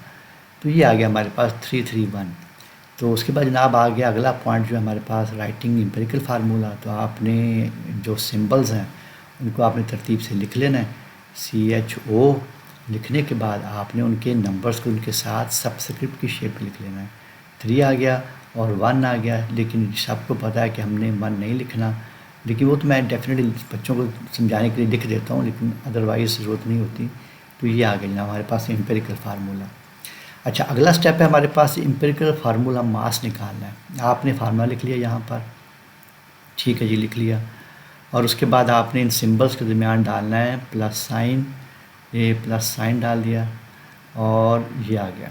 उसके बाद इन सिंबल के साथ जो भी नंबर है उसको बैक ले जाके मल्टीप्लाई कर देते हैं, तो ये आ गया और ये आ गया जी। उसके बाद आपने इनके अंदर लिख देना है, डाल देना है, मल्टीप्लाई कर देना है इनके एटॉमिक मासेस। 12 आ गया, 3 मल्टीप्लाई 1 प्लस 16, और एंड पे आ जाएगा हमारे पास 36, ये 3 रहेगा और ये 16 हो जाएगा। And this is equal to, calculator open करते हैं तो इन नंबर्स को ऐड करके देखते हैं क्या नंबर आता है। 36 plus 3 plus 16 is equal to 55 आ रहा है। तो आपने इसको 55 यहाँ पर लिख लिया, ओके जी, हो गया। अब अगला स्टेप होता है हमारा एन कैलकुलेट करना, और एल कैलकुलेट करने के लिए एम्पिरिकल मास से डिवाइड करना होता है। वो तो मैंने कैलकुलेट अभी किया है 55, लेकिन ये क्या होगा मोलर मास या मॉलिक्यूलर मास। तो उसके लिए आपको न्यूमेरिकल के अंदर जाना पड़ेगा। तो न्यूमेरिकल के अंदर जनाब 110 लिखा हुआ है, 110 ग्राम पर मोल। तो आपने ये नंबर यहाँ लेकर आना है। तो ये आ गया number 110, this is equal to, या खोलते हैं अब कैलकुलेटर और ओपन का कैलकुलेट करके देखते हैं, डिवाइडेड बाय 55, तो दिस इज़ इक्वल टू 2। तो ये तो सिंपल हो गया, हमारा नंबर ही बड़ा सिंपल सा आ गया, ये जनाब 2 आ गया, ओके। अब आखिरी स्टेप आ गया हमारे पास मॉलिक्यूलर फार्मूला कैलकुलेट करने का। तो आपने इसमें एम्पिरिकल फार्मूला लिखना है C3H3O, और ये जो आपने नंबर n कैलकुलेट किया इसको इधर से मल्टीप्लाई कर देना है। और अब ये मल्टीप्लिकेशन बड़ी स्पेशल किस्म की है कि इसके अंदर आपने सिर्फ इसके सबस्क्रिप्ट के साथ मल्टीप्लाई करना होता है, और रखना भी सबस्क्रिप्ट ही होता है, उसको चेंज नहीं करते। C6H6O3। तो ये हमारे पास फार्मूला आ गया आपका मॉलिक्यूलर फार्मूला रिक्वायर्ड। सारी कैलकुलेशन जो इतनी लंबी चौड़ी की, ये उसका जनाब रिज़ल्ट है, ये उसका जवाब है। अब ऐसा करते हैं, क्वेश्चन बैक जाके देखते हैं क्या यही निकाला हमने यहाँ पर। तो जनाब मेरे ख्याल में हमने यही निकाला, एग्जैक्टली यही निकला। ये फिर C3H3 वो उसका एम्पिरिकल फार्मूला था, ये उसका 55 ग्राम पर मोल का एम्पिरिकल मास आ गया, और फिर जब स्मॉल एन कैलकुलेट किया 2 आ गया, और एंड पे हमारा आंसर वही आ गया। तो इस तरीके से हमने ये सारे क्वेश्चन जनाब नंबर 2 क्वेश्चन भी सॉल्व कर लिया। तो अब ऐसा करते हैं कि मेरे ख्याल में आई थिंक लंबे चौड़े क्वेश्चन नहीं रह गए, यानी इस टॉपिक के अंडर जो न्यूमेरिकल्स दिए हुए हैं वो 2 ही रह गए हैं। एक क्वेश्चन नंबर 2 है, ये भी आपका एक्सरसाइज का न्यूमेरिकल है, और दूसरा जो है आपका नंबर 2 वो भी आपका एक्सरसाइज का ही न्यूमेरिकल है। सॉरी, ये जो पर्दा है वो तंग करता है ज़्यादा, लेकिन कोई मसला नहीं। अच्छा, तो सबसे पहले क्वेश्चन पढ़ लेते हैं। तो क्वेश्चन पढ़ने के लिए मैं इसमें इनको थोड़ा सा हाइड कर दूँ निचला हिस्सा, ताकि नज़र ना आए। फिलहाल 20.2% sodium, 37.6% sulphur, 42.2% oxygen, molar mass given है जी, कैलकुलेट करें। अंडरस्टूड है वो, उसमें क्वेश्चन आई थिंक ये है आपका है सिंपल सा क्वेश्चन दिया, जिसके अंदर उन्होंने कहा है कि मोलर मास भी दिया हुआ है, तो उसका जी उसका मालिक फॉर्मूला कैलकुलेट करें। बस इतना ही इशारे से ज़्यादा नहीं है। तो अंडरस्टूड है क्या करना है हमें, अभी पता लग जाएगा। क्वेश्चन सॉल्व करते हैं, लेकिन उससे पहले इसको भी, अगले क्वेश्चन को भी देख लें इस हिस्से को।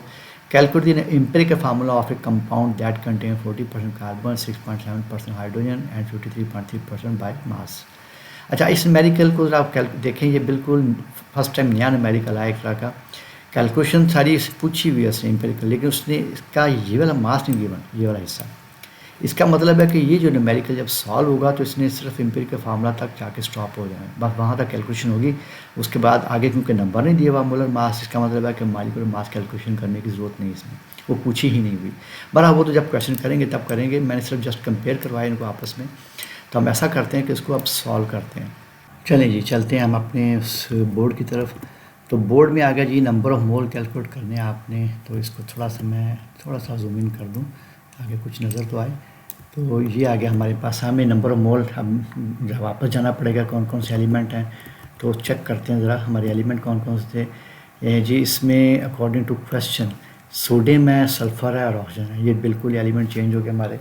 तो पहले आ जाएगा जनाब, पहले नंबर पे आ जाएगा यहाँ पर सोडियम आ जाएगा अकॉर्डिंग टू क्वेश्चन। सोडियम आ गया, और इसकी अमाउंट कितनी है वो भी चेक कर लेते हैं। अमाउंट है इसकी जनाब 20.2।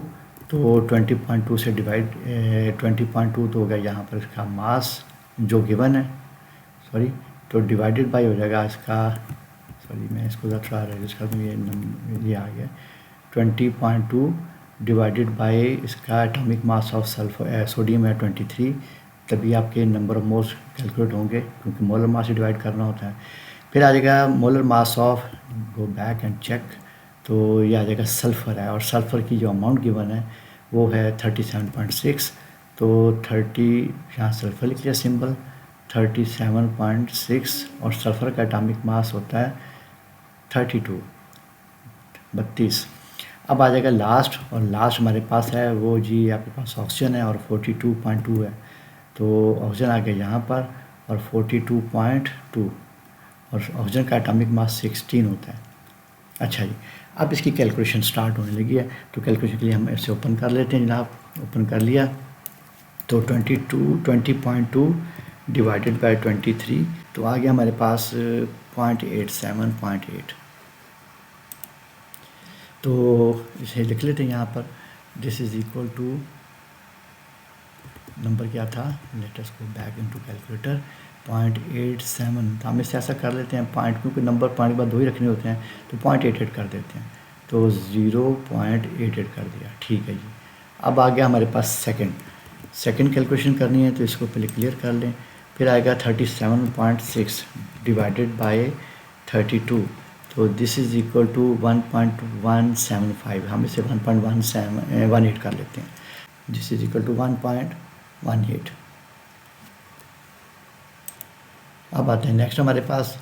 तो नेक्स्ट हमारे पास जब सॉल्व करेंगे, दिस इज़ इक्वल टू, हमारा कैलकुलेटर किधर गया, ये कैलकुलेटर आ गया, इसे क्लियर करते हैं। तो 42.2 divided by 16, this is equal to 2.6। तो आप इसे राउंड करेंगे 2.6 ही रहेगा। तो 2.6 आप 2.64 कर लें, 2.64, तो 2.64 आने लगा।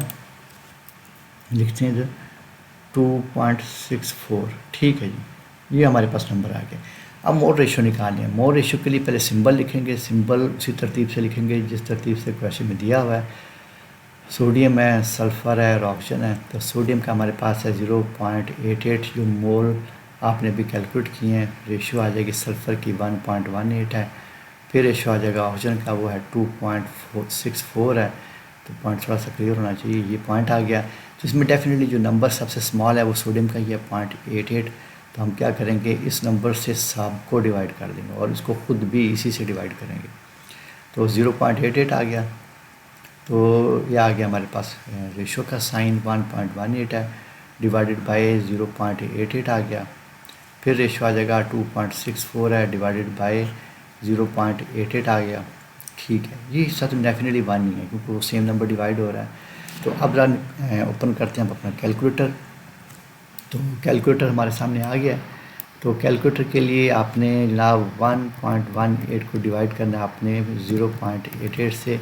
तो आपके पास आ गया 1.34। तो 1.34 अगर आएगा तो इसको आप करेंगे, फॉर एग्जांपल राउंड भी करें तो ये 1 ही रहेगा। 0.5 होता है तो यूजुअली 5 होगा तो फिर तो हम 2 से मल्टीप्लाई कर देते हैं, और 5 से बड़ा नंबर होगा तो फिर वो हम डेफिनेटली उसको राउंड करके 2 कर देते हैं, लेकिन यहाँ पर 1 ही रहेगा ये। तो ये आ गया हमारे पास 1। फिर रेशो आ जाएगा जनाब सेकंड को कैलकुलेट करते हैं। ये आ गया, सॉरी ये तो ये आएगा 2.64 डिवाइडेड बाय 0.88। तो क्या है, ये 3 आ गया। तो ये तो सीधा सीधा नंबर आ गया हमारे पास। तो ये आ गया जनाब 3। अब अगला स्टेप है हमारे पास राइटिंग एम्पिरिकल फार्मूला। तो we have to write the symbols in order. आपने इन ऑर्डर लिख लेना है, NSO। तो इसके साथ 1 लगा देंगे, इसके साथ भी 1 लगा देंगे, इसके साथ 3 लगा देंगे। लेकिन हस्बे मामूल जैसे कि हम कहा करते हैं कि 1 को लिख के दिखा ज़रूर मैं देता हूँ, लेकिन उसको फिर हटा के ऐसे लिखते हैं ताकि स्टूडेंट के जहन में रहे कि नंबर असल में लिखना तो है, लेकिन 1 को लिखने की ऐसा ज़रूरत नहीं है। ठीक है, ये हो गया हमारे पास। अब अगला पॉइंट आ जाएगा एम्पिरिकल फार्मूला। हम ऐसा करते हैं, चेक करते हैं अपने नोट्स में जाके कि हमने यही कैलकुलेट किया है। तो let us go back into notes. तो नोट्स में आया yes it is sodium NaSO3, ये निकाल लिया हमने, एग्जैक्टली सिमिलर ही आया। ओके, हो गया। तो हमारे पास आ जाएगा जनाब फार्मूला, एम्पिरिकल फार्मूला मास निकालने जा रहे हैं। तो NaSO3 आ गया। तो अब आपने करना है क्या, इन सिंबल्स के दरमियान प्लस साइन डालेंगे। और याद होगा मैंने आपको बताया था कि ऑक्सीजन के साथ स्पेशली ब्रैकेट लगानी पड़ती है, अदरवाइज़ अगर आपने 3 लिख दिया तो क्योंकि राइटिंग के दौरान O और 0 का फ़र्क ज़रूरी ना ही होता, नहीं ही होता, बल्कि अक्सर बच्चों की गड़बड़ होती है राइटिंग भी। तो वो जनाब फील होगा 30 लिखा हुआ। तो इसलिए बेहतर है कि इसके दरमियान आप ब्रैकेट डाल दें। After writing this let us insert their atomic masses, it is 23 and it is 32 and 3 multiply 16। तो ये आ जाएगा 23 प्लस 32 48। तो अब आप करते क्या है कि इसको हम कैलकुलेट निकाल के इसे सॉल्व करते हैं, ऐड करते हैं। 23 plus 32 plus 48 this is equal 103। तो ये जी 103 आ गया। आपने इसको क्या करना है, इधर इक्वल टू सामने लगाया, इधर भी लगाया, मैंने भूल गया था, चलिए हम लगा लिया 103।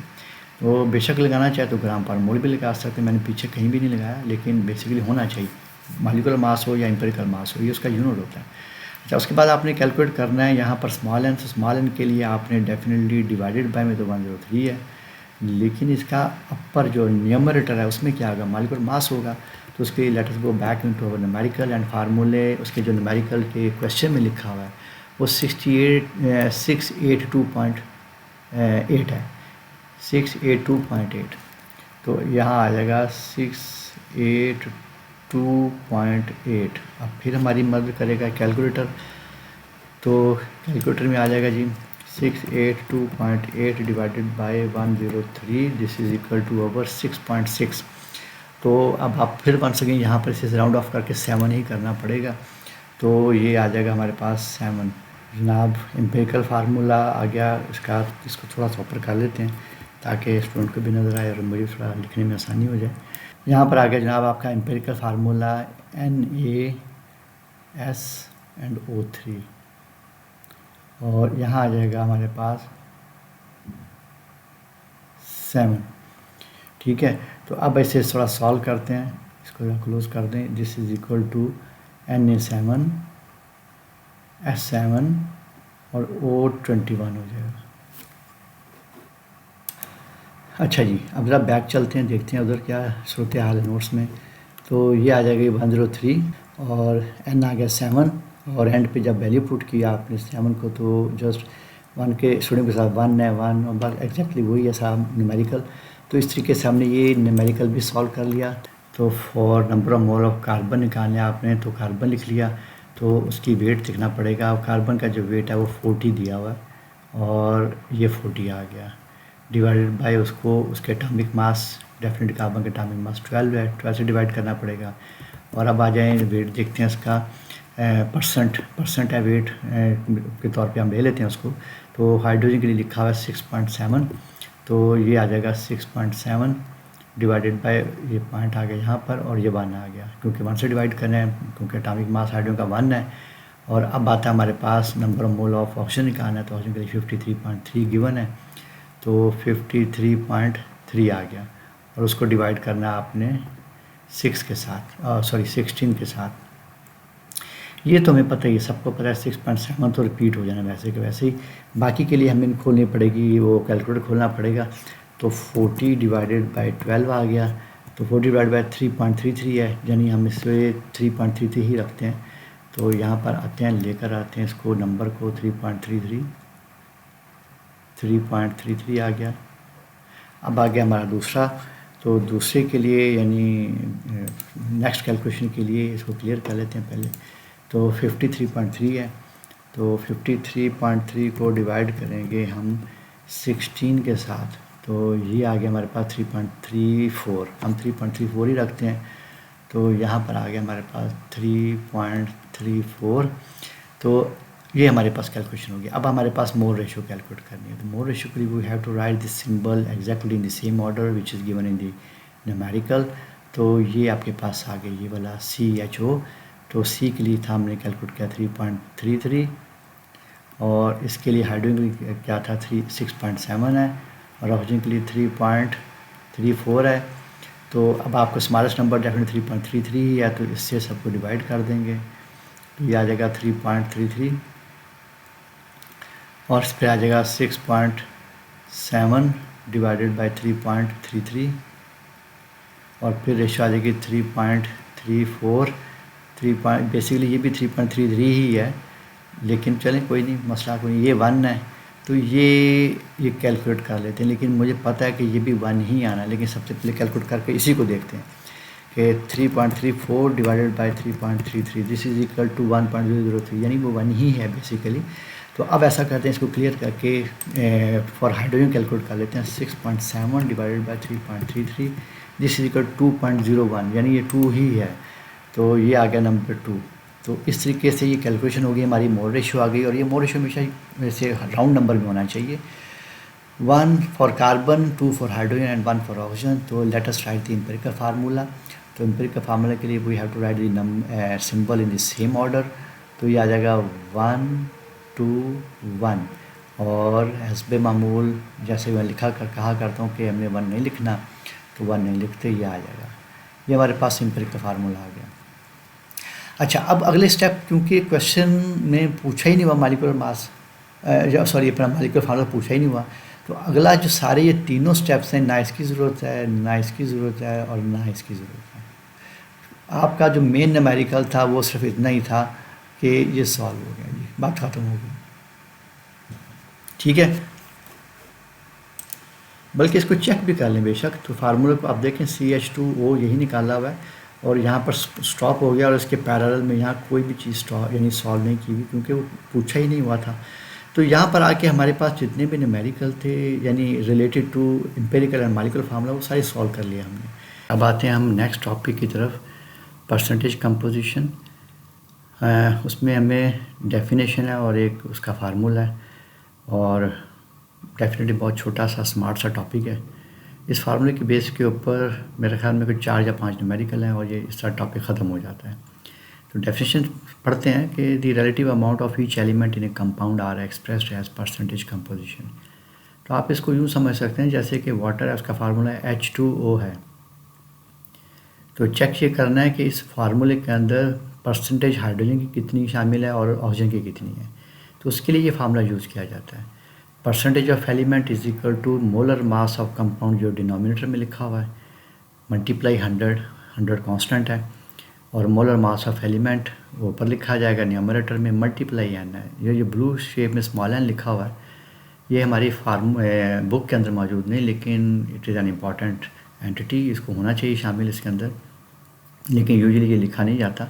तो ये है क्या चीज़, ये इंशाल्लाह जैसे हम न्यूमेरिकल सॉल्व करेंगे तो साथ साथ समझ आती जाएगी। अच्छा जी, अब आते हैं नीचे न्यूमेरिकल ऑफ परसेंटेज कंपोजिशन है। इसमें सबसे पहला न्यूमेरिकल जो है वो हमारे पास है percentage composition of magnesium oxide. मैंने हाइड किया हुआ पर्दा लगाया हुआ कि इसको हम जाके पहले वर्क एरिया में सॉल्व करते हैं ताकि स्टूडेंट को समझ आ जाए, और उसके बाद फिर हम इसे आके यहाँ अनहाइड करेंगे। तो let us go back into our work area. तो वर्क एरिया हम खोलते हैं, ये वर्क एरिया आ गया, फार्मूला पहले ही लिखा हुआ है, ठीक है। तो अब आता है ये राइटिंग मोड आ गया। हमारे पास इस वक्त मैग्नीशियम ऑक्साइड ये फार्मूला, और इसमें दो ही एलिमेंट है, एक मैग्नीशियम और एक ऑक्सीजन है। इन दोनों की परसेंटेज निकालनी इस फार्मूला के अंदर। तो सबसे पहले हम लिखते हैं मॉलिक्यूलर मास या मोलर मास। मैं एब्रीवेशन लिख रहा हूँ, ज़्यादा लंबा नहीं लिखने की ज़रूरत नहीं है। तो दो ही तो एलिमेंट है सारे इसमें, इन दोनों के दरमियान डाल देते हैं जनाब प्लस साइन, ये आ जाएगा प्लस साइन, और फिर इसके बाद लिखते हैं ये है 24 इसका एटॉमिक मास ऑफ मैग्नीशियम या मोलर मास ऑफ मैग्नीशियम, और ये 16 है। और जब आप इसको टोटल करेंगे तो जनाब आपके पास 40 ग्राम पर मोल आ जाएगा। ग्राम पर मोल इसका समझने का यूनिट है। अच्छा, अब अकॉर्डिंग टू फार्मूला पहले निकाल लेते हैं परसेंटेज ऑफ मैग्नीशियम। मैं फार्मूला तो नहीं लिखूंगा, लेकिन उसकी जगह समझ लें कि मैंने लिख दिया फार्मूला, ये वाला फार्मूला, ये जो इस वक्त ऊपर लिखा हुआ है हमने ये वाला, ये फार्मूला यहाँ लिखा जाएगा पहले, फिर उसके बाद इसमें वैल्यू पुट की जाएंगी। तो मैं यहाँ पर फार्मूला तो नहीं लिख रहा क्योंकि difficult to write such long formulas, specially ये एक इस पेन के साथ लिखना काफ़ी डिफ़िकल्ट होता है। तो मोलर मास जो है जनाब आपका मैग्नीशियम ऑक्साइड का 40 है, और ऊपर चले जाएँ और सॉरी इधर आ जाएगा तो ये 100 तो वैसे ही कांस्टेंट है, सबके साथ ही आना है, और ऊपर आ जाए क्योंकि निकाल आप मैग्नीशियम कर रहे हैं तो मैग्नीशियम का एटॉमिक मास कह लें या मोलर मास ऑफ एलिमेंट, ये 24 हो जाएगा। अच्छा, अब यहाँ पर मल्टीप्लाई ये जो n है, ये n क्या चीज़ है, n बेसिकली यहाँ पर मैग्नीशियम का नंबर देखना है कि how many magnesium are present in the formula, here it is 1, यही n है असल में, small n, and what about oxygen, it is also 1। तो यहाँ पर हम 1 लिख देंगे, लेकिन ये हर फार्मूला में 1 नहीं होता। फॉर एग्जांपल H2O में अगर आप बात करें तो हाइड्रोजन 2 हो जाएगा वहाँ पर, और सल्फ्यूरिक एसिड में बात करें H2SO4 में तो H2SO4 में O की जो नंबर होगा वो 4 हो जाएगा, ठीक है। तो इसलिए ये चेंज होता रहता है। तो ठीक है, इसको हम कैलकुलेट करते हैं। तो this is equal to 2400 divided by 40। जब इसे कैलकुलेट करते हैं, अपना कैलकुलेटर ओपन करते हैं तो इसमें जनाब इसमें डालते हैं 2400 divided by 40, this is equal to 60। तो ये जनाब हमारे पास 60 आगे से क्लोज़ करते हैं और अपनी जगह पे इसको लिख देते हैं 60, ये 60% हो जाएगा। अब ऐसा करते हैं कि इसके सामने ही हम सॉल्व कर लेते हैं फॉर ऑक्सीजन की परसेंटेज कैलकुलेट कर लेते हैं। तो ऑक्सीजन की परसेंटेज कैलकुलेट करने के लिए percentage of oxygen this is equal to same वही लाइन लगाएंगे, उसके नीचे डिनोमिनेटर डेफिनेटली वो तो 40 ही रहेगा क्योंकि मालिक्यूल तो चेंज नहीं हुआ, मालिक्यूल तो वही है मैग्नीशियम ऑक्साइड 100 वैसे ही कांस्टेंट है। और ऊपर आ जाएगा क्योंकि एलिमेंट चेंज हो चुका है तो इसका एटॉमिक मास या molar mass of oxygen that is 16 multiply small n, definitely वो 1 है क्योंकि मैं पहले ही बता चुका था ये वाला हिस्सा ये 1 है, ठीक है। तो यहाँ पर तो इतना फील नहीं हो रहा, लेकिन नेक्स्ट मालिक्यूल्स में ये नज़र भी आएगा आपको ये n की वैल्यू। तो this is equal to 1600 divided by 40। वैसे अगर ज़बानी देखा जाए क्योंकि एलिमेंट 2 हैं तो फर्स्ट परसेंटेज आपकी सिर्फ 60 आई है, तो डेफिनेटली सेकंड परसेंटेज 40 होनी चाहिए। तो और इंशाल्लाह होगी भी 40। हम ऐसे कैलकुलेटर ओपन करते हैं और इसमें लिखते हैं 1600 divided by 40, this is equal to 40 ही आया है। तो उसका जनाब हुआ क्या, दिस इज़ इक्वल टू 40%। तो अब आप हम ऐसा करते हैं कि ये दो न्यूमेरिकल तो सॉल्व कर लिया हमने, हम ऐसा करते हैं कि इसको जाते हैं बैक अपने नोट्स की तरफ और वहाँ जाके चेक करते हैं कि ये वहाँ पर कैसे सॉल्व किया हुआ है। लीजिए आ गया हमारा इस तरफ न्यूमेरिकल। तो न्यूमेरिकल को ज़रा अनहाइड करते हैं, उसका पर्दा उतारते हैं। तो ये आ गया जनाब हमारे पास percentage of composition of magnesium oxide. पहले मोलर मास निकाला हुआ है, फिर फार्मूला लिखा हुआ है, क्योंकि फार्मूला न्यूमेरिकल सॉल्व करने के दौरान फार्मूले के मार्क्स होते हैं। तो percentage of magnesium that is equal to 1 × 24/40 multiply 160 आ जाएगा, और जब ऑप्शन का निकालेंगे तो 40 आ जाएगा। अच्छा, इसमें आप देखें और करें, अगर इस फार्मूले में जहाँ पर वैल्यूज़ लिखी हुई हैं तो 1 चेंज नहीं हुआ, क्योंकि दोनों ही 1 है बाई चांस, मैग्नीशियम और ऑक्सीजन, तो 1 तो हो ही रहा। 40 जो है जो मोलर मास हो तो कंपाउंड होता है वो चेंज नहीं होता, मल्टीप्लाई 100 वैसे ही कॉन्स्टेंट है, सिर्फ molar mass of element change होगा। यहाँ पर 60 होगा, 40 होगा। एक न्यूमेरिकल हमने सॉल्व कर लिया। अच्छा, अब ऐसा करते हैं कि हमारा आ जाता है अगला नेक्स्ट वाटर। तो हम करते क्या है कि वाटर की कैलकुलेशन भी वहीं जाके करते हैं अपने वर्क एरिया में। तो आ गया जनाब हमारे पास, राइटिंग मोड में ले जाते हैं इसको। वाटर आ गया हमारे पास ये वाला। वाटर में भी दो ही एलिमेंट हैं सारे, एक हाइड्रोजन है एक ऑक्सीजन है। तो first of all let us calculate the molar mass of, molar mass में mm में लिख देता हूँ, ऑफ H2O। तो दैट इज़ इक्वल टू, आपने करना क्या है कि एलिमेंट्स के सिंबल के दरमियान डाल देना प्लस साइन, और नेक्स्ट स्टेप में आपने जितने भी नंबर हैं उनके फ्रंट पे लिखे उनको बैक ले जाके मल्टीप्लाई कर दें, और उसके बाद इनकी वैल्यूज़ पुट कर दें। वैल्यूज़ के लिए आप ब्रैकेट लगाएं या ना लगाएं वो आपकी मर्ज़ी है। तो ये 16 हो जाता है, लेकिन सिर्फ ऑक्सीजन के केस में आपको ब्रैकेट लगानी पड़ेगी if there is number which is going to multiply with oxygen. Otherwise वो ऑक्सीजन जो है वो ज़ीरो हो सकता है पड़ा जाए। ये मेरे ख्याल में ये डिस्कशन हो चुकी है पीछे भी। तो ये 2 + 16 आ गया। हालांकि सबको ज़ुबानी याद है ये मोलर मास, लेकिन बेहतर से कैलकुलेट किया जाए स्टूडेंट के सामने भी। तो ग्राम पर मोल आ गया हमारे पास 18। अब क्या करते हैं, इसको थोड़ा सा ऊपर कर लेते हैं ताकि स्टूडेंट को नज़र आए, लेकिन इसके साथ फार्मूला भी होगा तो फार्मूला भी नज़र आना चाहिए।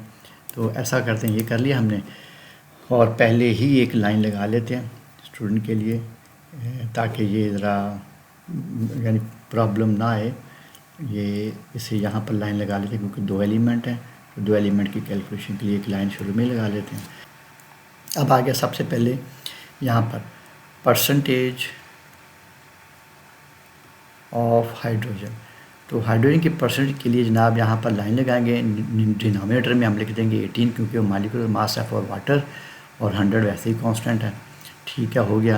क्योंकि हाइड्रोजन का निकाल रहे हैं परसेंटेज कंपनी, तो यहाँ पर 1 आएगा, क्योंकि हाइड्रोजन का एटॉमिक मास 1 होता है। लेकिन अब यहाँ पर जो मल्टीप्लाई होगा ये n, ये असल में वो नंबर है जो कि फार्मूला में आपको यहाँ पर नज़र आ रहा है, ये यानी नंबर ऑफ़ एटम, बेसिकली ये मतलब कह सकते हैं आप। तो ये 2 से मल्टीप्लाई हो गया, तो हमारे पास आ जाएगा ये 200 डिवाइडेड बाई 18 आ गया।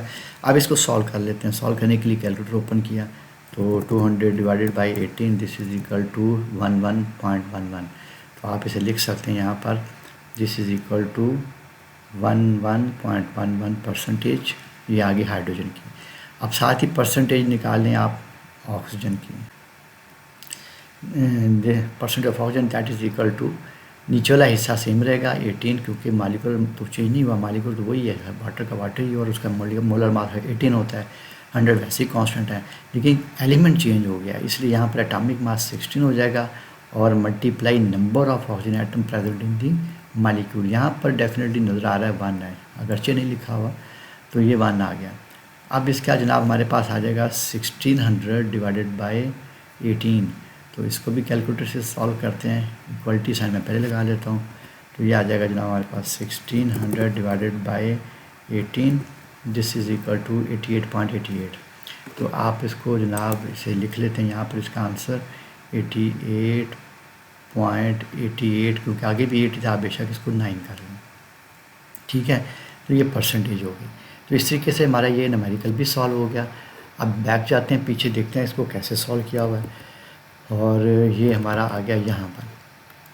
तो इसमें आप देख लें, सॉल्व नज़र ही आ रहा किया हुआ कि इसमें आ गया जनाब हमारे पास परसेंटेज कंपोजिशन वाटर के लिए मोलर मास ऑफ वाटर पहले कैलकुलेशन होगी, फार्मूला लिखा जाएगा, फिर उसके बाद ये वैल्यूज़ फार्मूले पुट की जाएंगी, percentage of hydrogen, percentage of oxygen. यहाँ मैंने 88.88 ही लिखा हुआ है, आप बेशक इसको 89 कर लें, नो प्रॉब्लम, ये भी सही है। अच्छा जी, ये न्यूमेरिकल भी सॉल्व हो गया। अब आता है हमारे पास नेक्स्ट न्यूमेरिकल। नेक्स्ट न्यूमेरिकल में जो नज़र आ रहा है हमें वो इस वक्त वो ये है कि इसमें जो रखा गया है फार्मूला वो वाट सल्फ्यूरिक एसिड के बारे में पूछा गया है कि परसेंटेज कंपोजिशन ऑफ H2SO4। यहाँ नज़र आ रहे हैं 3 एलिमेंट हैं, हाइड्रोजन है, सल्फर है, ऑक्सीजन है, तो परसेंटेजेस भी 3 निकलेंगे। तो सबसे पहले इसको सॉल्व करते हैं, उसके लिए फिर once again let us go back into our working area. चलिए ये आ जाते हैं इस तरफ। तो सल्फ्यूरिक एसिड का क्योंकि कहा गया है तो जनाब ये फार्मूला लिख लेते हैं सबसे पहले ऊपर H2SO4। और आपको पहले ही पता होना चाहिए कि हाइड्रोजन के एटम 2 हैं और सल्फ़र के 1 हैं और ऑक्सीजन के 4 होंगे। तो अब आता है molar mass of sulphuric acid calculate करना है। तो उसमें हमने करना क्या है कि इसके एलिमेंट्स के दरमियान डाल देंगे पॉजिटिव साइन, प्लस का साइन डाल देंगे और उसके बाद ये जो नंबर है उनके साथ उनको बैग ले जाके मल्टीप्लाई कर देते हैं और ये आ जाएगा जनाब हमारे पास सल्फ़र और 4। और अब यहाँ पर फिर वही प्रॉब्लम कि अगर आपने 4O लिख दिया तो बच्चों की प्रॉब्लम होती है, 0 और O में फ़र्क नहीं होता लिखने में, तो ये 40 नज़र आएगा। तो इसलिए specially in case of O there should be a bracket, otherwise problem हो सकती है। अब इसमें वैल्यू पुट कर देते हैं 2 × 1 + 32 for sulphur, atomic mass sulphur का 32 होता है, 4 × 16। अच्छा उसके बाद ये आ जाएगा 2, ये हो जाएगा 32, ये हो जाएगा 64। और जब आप हम इसको टोटल करेंगे तो देखते हैं क्या होता है। ओपन करते हैं अपना कैलकुलेटर, तो ये कैलकुलेटर ओपन हो गया। 2 + 32 + 64 दिस इज़ इक्वल टू 98। तो 98 हमारा जनाब मोलर मास हो गया फॉर सल्फ्यूरिक एसिड। और उसके साथ उसका यूनिट भी लिखेंगे, यूनिट है हमारा ग्राम पर मोल। ये हो गया। अब इसके बाद इसके अंदर क्या करना है हमने कि क्योंकि एलिमेंट हमारे 3 हैं, उन 3 की परसेंटेज निकालनी है। तो इसको हम थोड़ा सा मैं ऊपर कर लेता हूँ ताकि नज़र आए सबको। और साथ ही मेरे ख्याल में बेहतर है कि मैं पहले ही 3 लाइनें लगा दूँ, ये 2 लाइनें बल्कि, ये एक लाइन लगा दी। इस पोर्शन लेफ़्ट साइड पे हम कर लेंगे फॉर हाइड्रोजन, मिडल में हम कर लेंगे फॉर सल्फ़र और एक्सट्रीम राइट पे कर लेंगे हम कैलकुलेशन फॉर ऑक्सीजन। तो परसेंटेज आएगी जनाब सबसे पहले परसेंटेज ऑफ हाइड्रोजन, तो दिस इज़ इक्वल टू, नीचे आ जाएगा मोलर मास यानी molecular mass of sulphuric acid, it is 98 × 100। अच्छा मैं यहाँ पर थोड़ा सा करना चाह रहा हूँ थोड़ी सी चेंज कैलकुलेशन में, ताकि स्टूडेंट को थोड़ा सा आइडिया हो कि ये क्वेश्चन में हो क्या रहा है। इसमें परसेंटेज मैं साथ ही दूसरा भी कर देता हूँ, percentage of sulphur this is equal to, sulphur के लिए सॉल्व करने के लिए फिर नीचे मोलर मास 98 × 100। अच्छा थर्ड में चले जाएँ, थर्ड पोर्शन में एक्सट्रीम राइट पर, तो परसेंटेज ऑफ ऑक्सीजन कैलकुलेशन होने जा रही है यहाँ पर। तो इसके लिए हमारे पास आ जाएगा डिवाइडेड बाय में 98 × 100। जो मैं स्टूडेंट को दिखाना चाह रहा था, मैंने तीनों पोर्शन स्टार्ट कर दी इकट्ठे ही। दिखाना ये चाह रहा था कि फर्स्ट पोर्शन में परसेंटेज हाइड्रोजन की कैलकुलेट हो रही है, मिडल में सल्फ़र की और लास्ट में ऑक्सीजन की, लेकिन इसमें ये जो 2 नंबर हैं वो सेम नज़र आ रहे हैं। 100 सब फार्मूला में हर एक के लिए कांस्टेंट ही है, लेकिन 98 एक पर्टिकुलर एग्जांपल में जो मॉलिक्यूलर मास होता है वो तो सेम रहेगा। तो उसमें 98 98 98 वो डिफरेंट यानी नहीं होगा, वो सेम ही रहेगा। अब चेंजेस कहाँ आनी है? चेंजेस सिर्फ यहाँ आएगी क्योंकि आप परसेंटेज हाइड्रोजन की निकाल रहे हैं, तो एटॉमिक मास ऑफ हाइड्रोजन लिखेंगे और मल्टीप्लाई करेंगे उसके number of atom present in the molecule, और वो हमने बताया था कि ये 2 है। नज़र आ गया आपको? अच्छा जी 2 है, तो ये 2 इधर लिख देंगे, हो गया। अच्छा साथ ही इधर भी चले जाते हैं, इधर भी यानी कैलकुलेशन साथ ही कर देते हैं। मोलर मास ऑफ सल्फ़र या एटॉमिक मास ऑफ सल्फ़र 32 होता है और मल्टीप्लाई होगा जनाब इसका 1 क्योंकि sulphur is 1 atom, number of atom of sulphur in molecule is 1। Similarly go into our last portion extreme right, उसमें कैलकुलेशन ऑक्सीजन की होने जा रही है, 16 ये होगा और मल्टीप्लाई हो जाएगा 4 because number of oxygen atom they are 4 in number. अब क्या करना है, सिर्फ इसको सॉल्व करना है और कैलकुलेटर ने सारा सॉल्व करना है। 200/98। सिमिलरली यहाँ पर क्या होगा, ये हो जाएगा 3200/98 और यहाँ पर क्या होगा, यहाँ हो जाएगा 64 होता है, तो 6400 डिवाइडेड बाय 98। अब बाकी काम कैलकुलेटर का है, इतना तो चलो मैं भी ज़बानी कर लेता हूँ, ओरल कर लेता हूँ, बच्चे भी कर सकते हैं। तो ये 200 डिवाइडेड बाय 98 आ गया फॉर सल्फ्यूरिक एसिड। हाइड्रोजन के लिए ये 2.04 कह लें आप, या 2% कह लें, तो ये 2% हो गया। हम इसको इधर लिख लेते हैं, 2% हो गया जी।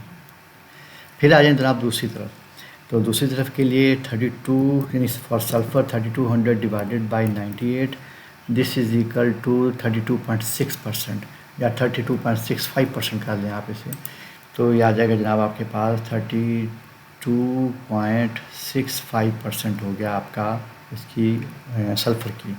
अब आ जाए लास्ट, तो लास्ट में हमारे पास है 6400 डिवाइडेड बाय 98 सबके लिए कॉमन ही है ये, तो अब आ जाएगा 65.3, 6 को निकाल देंगे तो 1 आ जाएगा 65.31, तो ये आ जाएगा जनाब आपके पास 65.31%। तो इस तरीके से आपने ये सारा न्यूमेरिकल सॉल्व कर लिया, और थोड़े बहुत नंबर का फ़र्क हो सकता है, क्योंकि मैंने ये देखें ये आ गया, मैंने लिखा हुआ है 2.04, मैंने वहाँ पर छोड़ दिया था, उसमें यहाँ पर मैंने रखा हुआ है 2.04 है, और percentage of sulphur that is equal to 32.65 है, और यहाँ पर लास्ट में percentage of oxygen that is 65.31 है। तो इस तरीके से ये न्यूमेरिकल भी सॉल्व हो गया। अब आते हैं हम next numerical. I think there are only 2 numerical left. एक तो ये हमारे पास ये असेसमेंट है हमारे पास, जो उसका 3.4 है, उसका थर्ड पार्ट है परसेंटेज कंपोजिशन ऑफ ग्लूकोज। तो ग्लूकोज के जो हमारे पास, मैं से फिर हाइड कर देता हूँ, तो after solving we will come back to check whether we have done right और रॉन्ग, तो इसके लिए बाद में आके देखते हैं।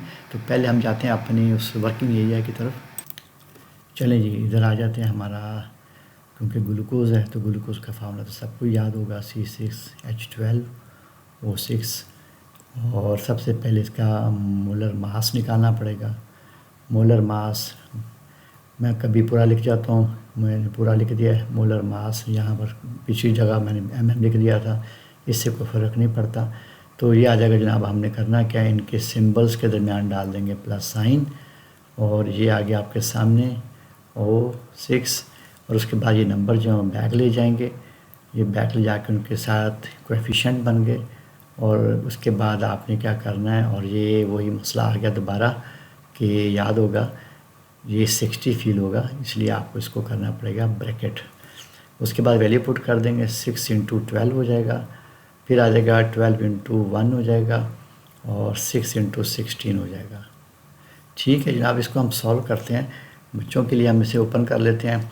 6 × 12 किया तो आ जाएगा हमारे पास 72, तो यहाँ पर लिख दिया आपने 72 हो गया, यहाँ पर प्लस हो जाएगा 12, तो वैसे का वैसे रहेगा।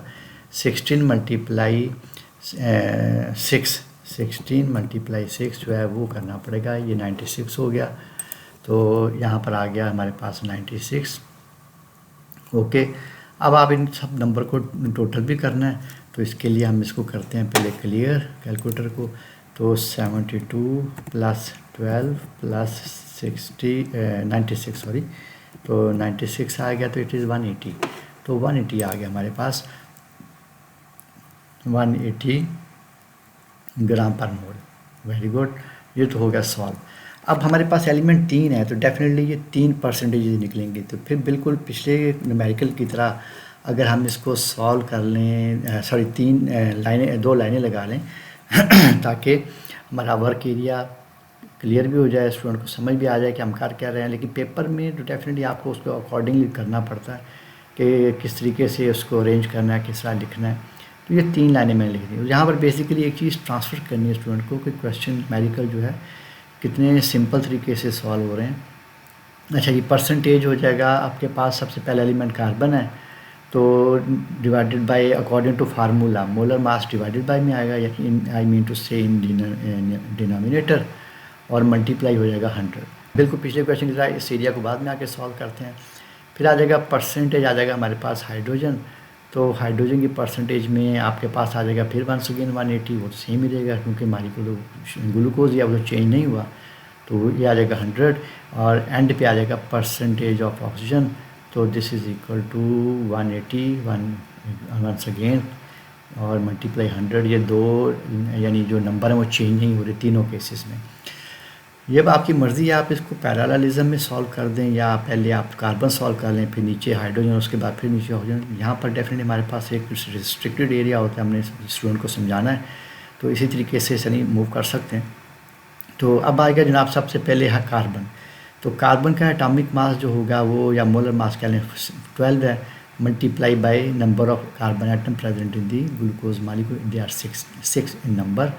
और अब हाइड्रोजन की तरफ आएंगे तो molar mass of hydrogen it is 1, definitely it very famous number है ये। तो multiply by number of atom of hydrogen present in the molecule, it is 12। फिर आ जाए इस तरफ, तो आपके पास है जी क्या उसे कहेंगे ऑक्सीजन। ऑक्सीजन का मोलर मास है 16 मल्टीप्लाई बाय आपके पास आ जाएगा 6 आ जाएगा, क्योंकि नंबर ऑफ ऑक्सीजन एटम 6 है। अब हम ऐसा करते हैं कि इसको बारी बारी सॉल्व करते हैं। ये आ जाएगा जनाब हमारे पास, इसको सॉल्व करते हैं, हमारे पास कैलकुलेटर आ गया। तो कैलकुलेटर में 12 मल्टीप्लाई 6 आया, तो ये आ जाएगा 72। 72 को जब 100 से मल्टीप्लाई करेंगे तो 7200 हो जाएगा। तो 7200 हो गया यहाँ पर, और डिवाइडेड बाय हो जाएगा 180 हो गया। साथ ही आप इधर भी बेशक कर ले सॉल्व। तो ये तो सीधा सीधा ये 12 और 12 हो जाएगा, और फिर 100 से मल्टीप्लाई हो तो 1200 हो जाएगा, और 180 डिवाइडेड बाय में चला जाएगा, वो तो वैसे ही रहना है। और फिर आ जाएगा परसेंटेज ऑफ ऑक्सीजन कैलकुलेट करनी है, तो 180 तो वही रहेगा, लेकिन इसको सॉल्व कर लेते हैं स्टूडेंट के लिए। ये हमारे पास हो जाएगा 16 मल्टीप्लाई 6 मल्टीप्लाई 100 हो गया, तो ये 1600 हो गया। सॉरी ये मैंने गलत कर दिया, 2 दफ़ा दब गया ये। 16 मल्टीप्लाई 6 मल्टीप्लाई 100, तो ये 9600 हो गया। तो ये 9600 यहाँ पर आ गया हमारे पास, ठीक है, हो गया। अब अगला स्टेप क्या है कि हमने इनको सॉल्व करना है इन सबको। तो सॉल्व करना है, ये सॉल्व करने का तरीका कोई मैंने डिफरेंस लगाया just to transfer the question sense. कि सेंस मैंने क्या समझाना चाह रहा था कि ये जो चीज़ है ये 180 और 100 ये सेम सब में आ रहा है। तो आपने पहले ये लिख लेना है स्टूडेंट को, यानी प्रॉब्लम ना फील हो, सिर्फ चेंज होगा क्या, ये एटॉमिक मास चेंज होगा और उसका नंबर चेंज होगा। Therefore let us go into our calculator. तो आ जाएगा हमारे पास 7200 divided by 180, this is equal to 40%। तो ये आ गया हमारे पास जनाब 40% आ गया, this is equal to our 40% carbon. अच्छा जी, अब ज़रा आगे चलते हैं। तो आगे चलने के लिए once again let us clear it first, और फिर हम लिखते हैं इसमें 1200 डिवाइडेड बाय 180 से डिवाइड करते हैं, तो ये आ जाएगा हमारे पास 6.66 या 6.67 कर लें आप इसे। तो ये आ जाएगा 6.67%, और उसके बाद लास्ट आ गया। लास्ट के लिए भी हमने क्या करना है, फिर वंस अगेन कैलकुलेटर आप खोलना पड़ेगा।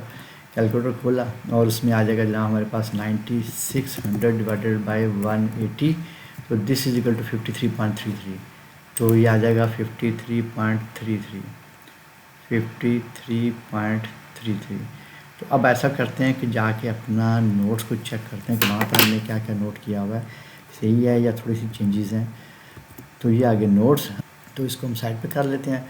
तो वही एग्जैक्टली सेम जा रहा है। 40% हमारी सेल कार्बन आई थी, 6.66 आया था हाइड्रोजन, या हाइड्रोजन को चेक कर लेते हैं। ये हाइड्रोजन आगे से बिल्कुल ठीक है, और 53.33 आ गया। तो इस तरीके से हमारा ये न्यूमेरिकल भी सॉल्व हो गया। और एंड पे अब हमारा रहेगा लास्ट अमोनियम नाइट्रेट।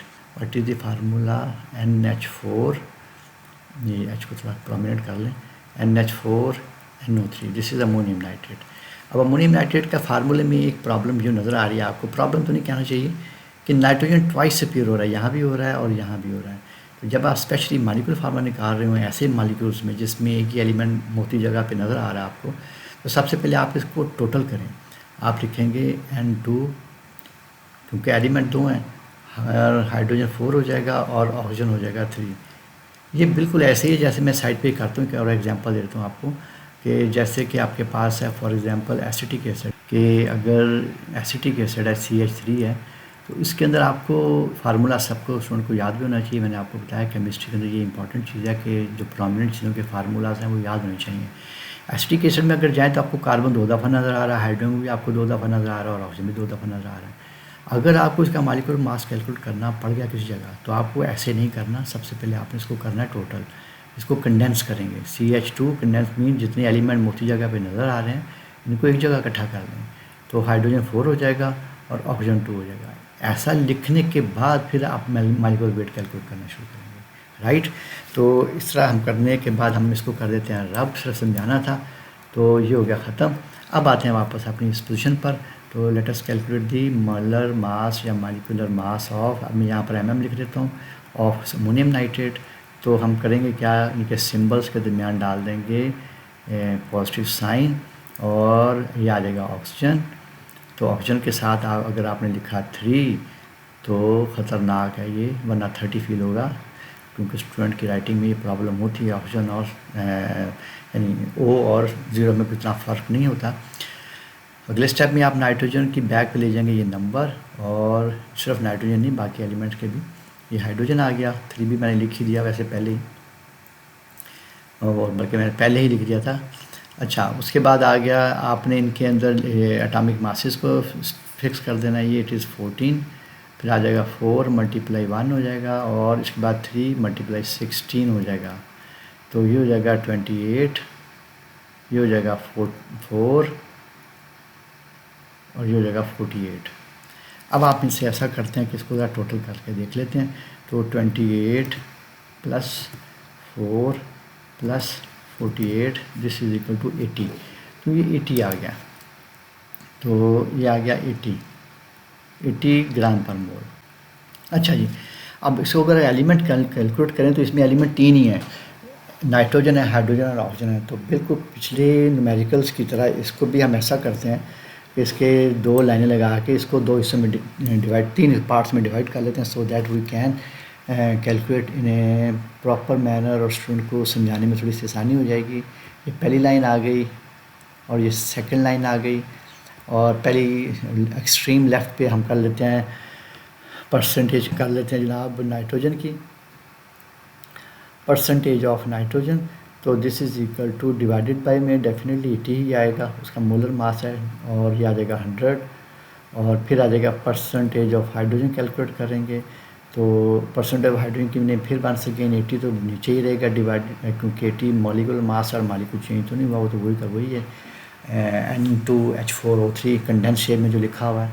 और फिर आ जाएगा परसेंटेज ऑफ ऑक्सीजन, तो उसके लिए हमारे पास आ जाएगा 80 × 100, और इसके बाद ये यानी जो हिस्सा ये सेम रहेगा तीनों एलिमेंट की कैलकुलेशन में।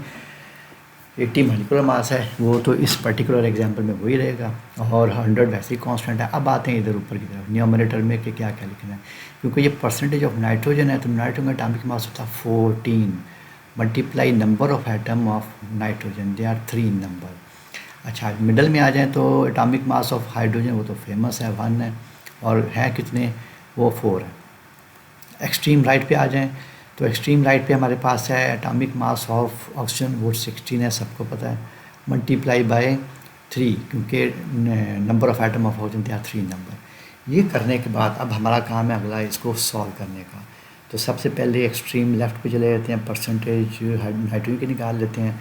तो उसमें हमारे पास है 3 × 14, ये आ जाएगा 42।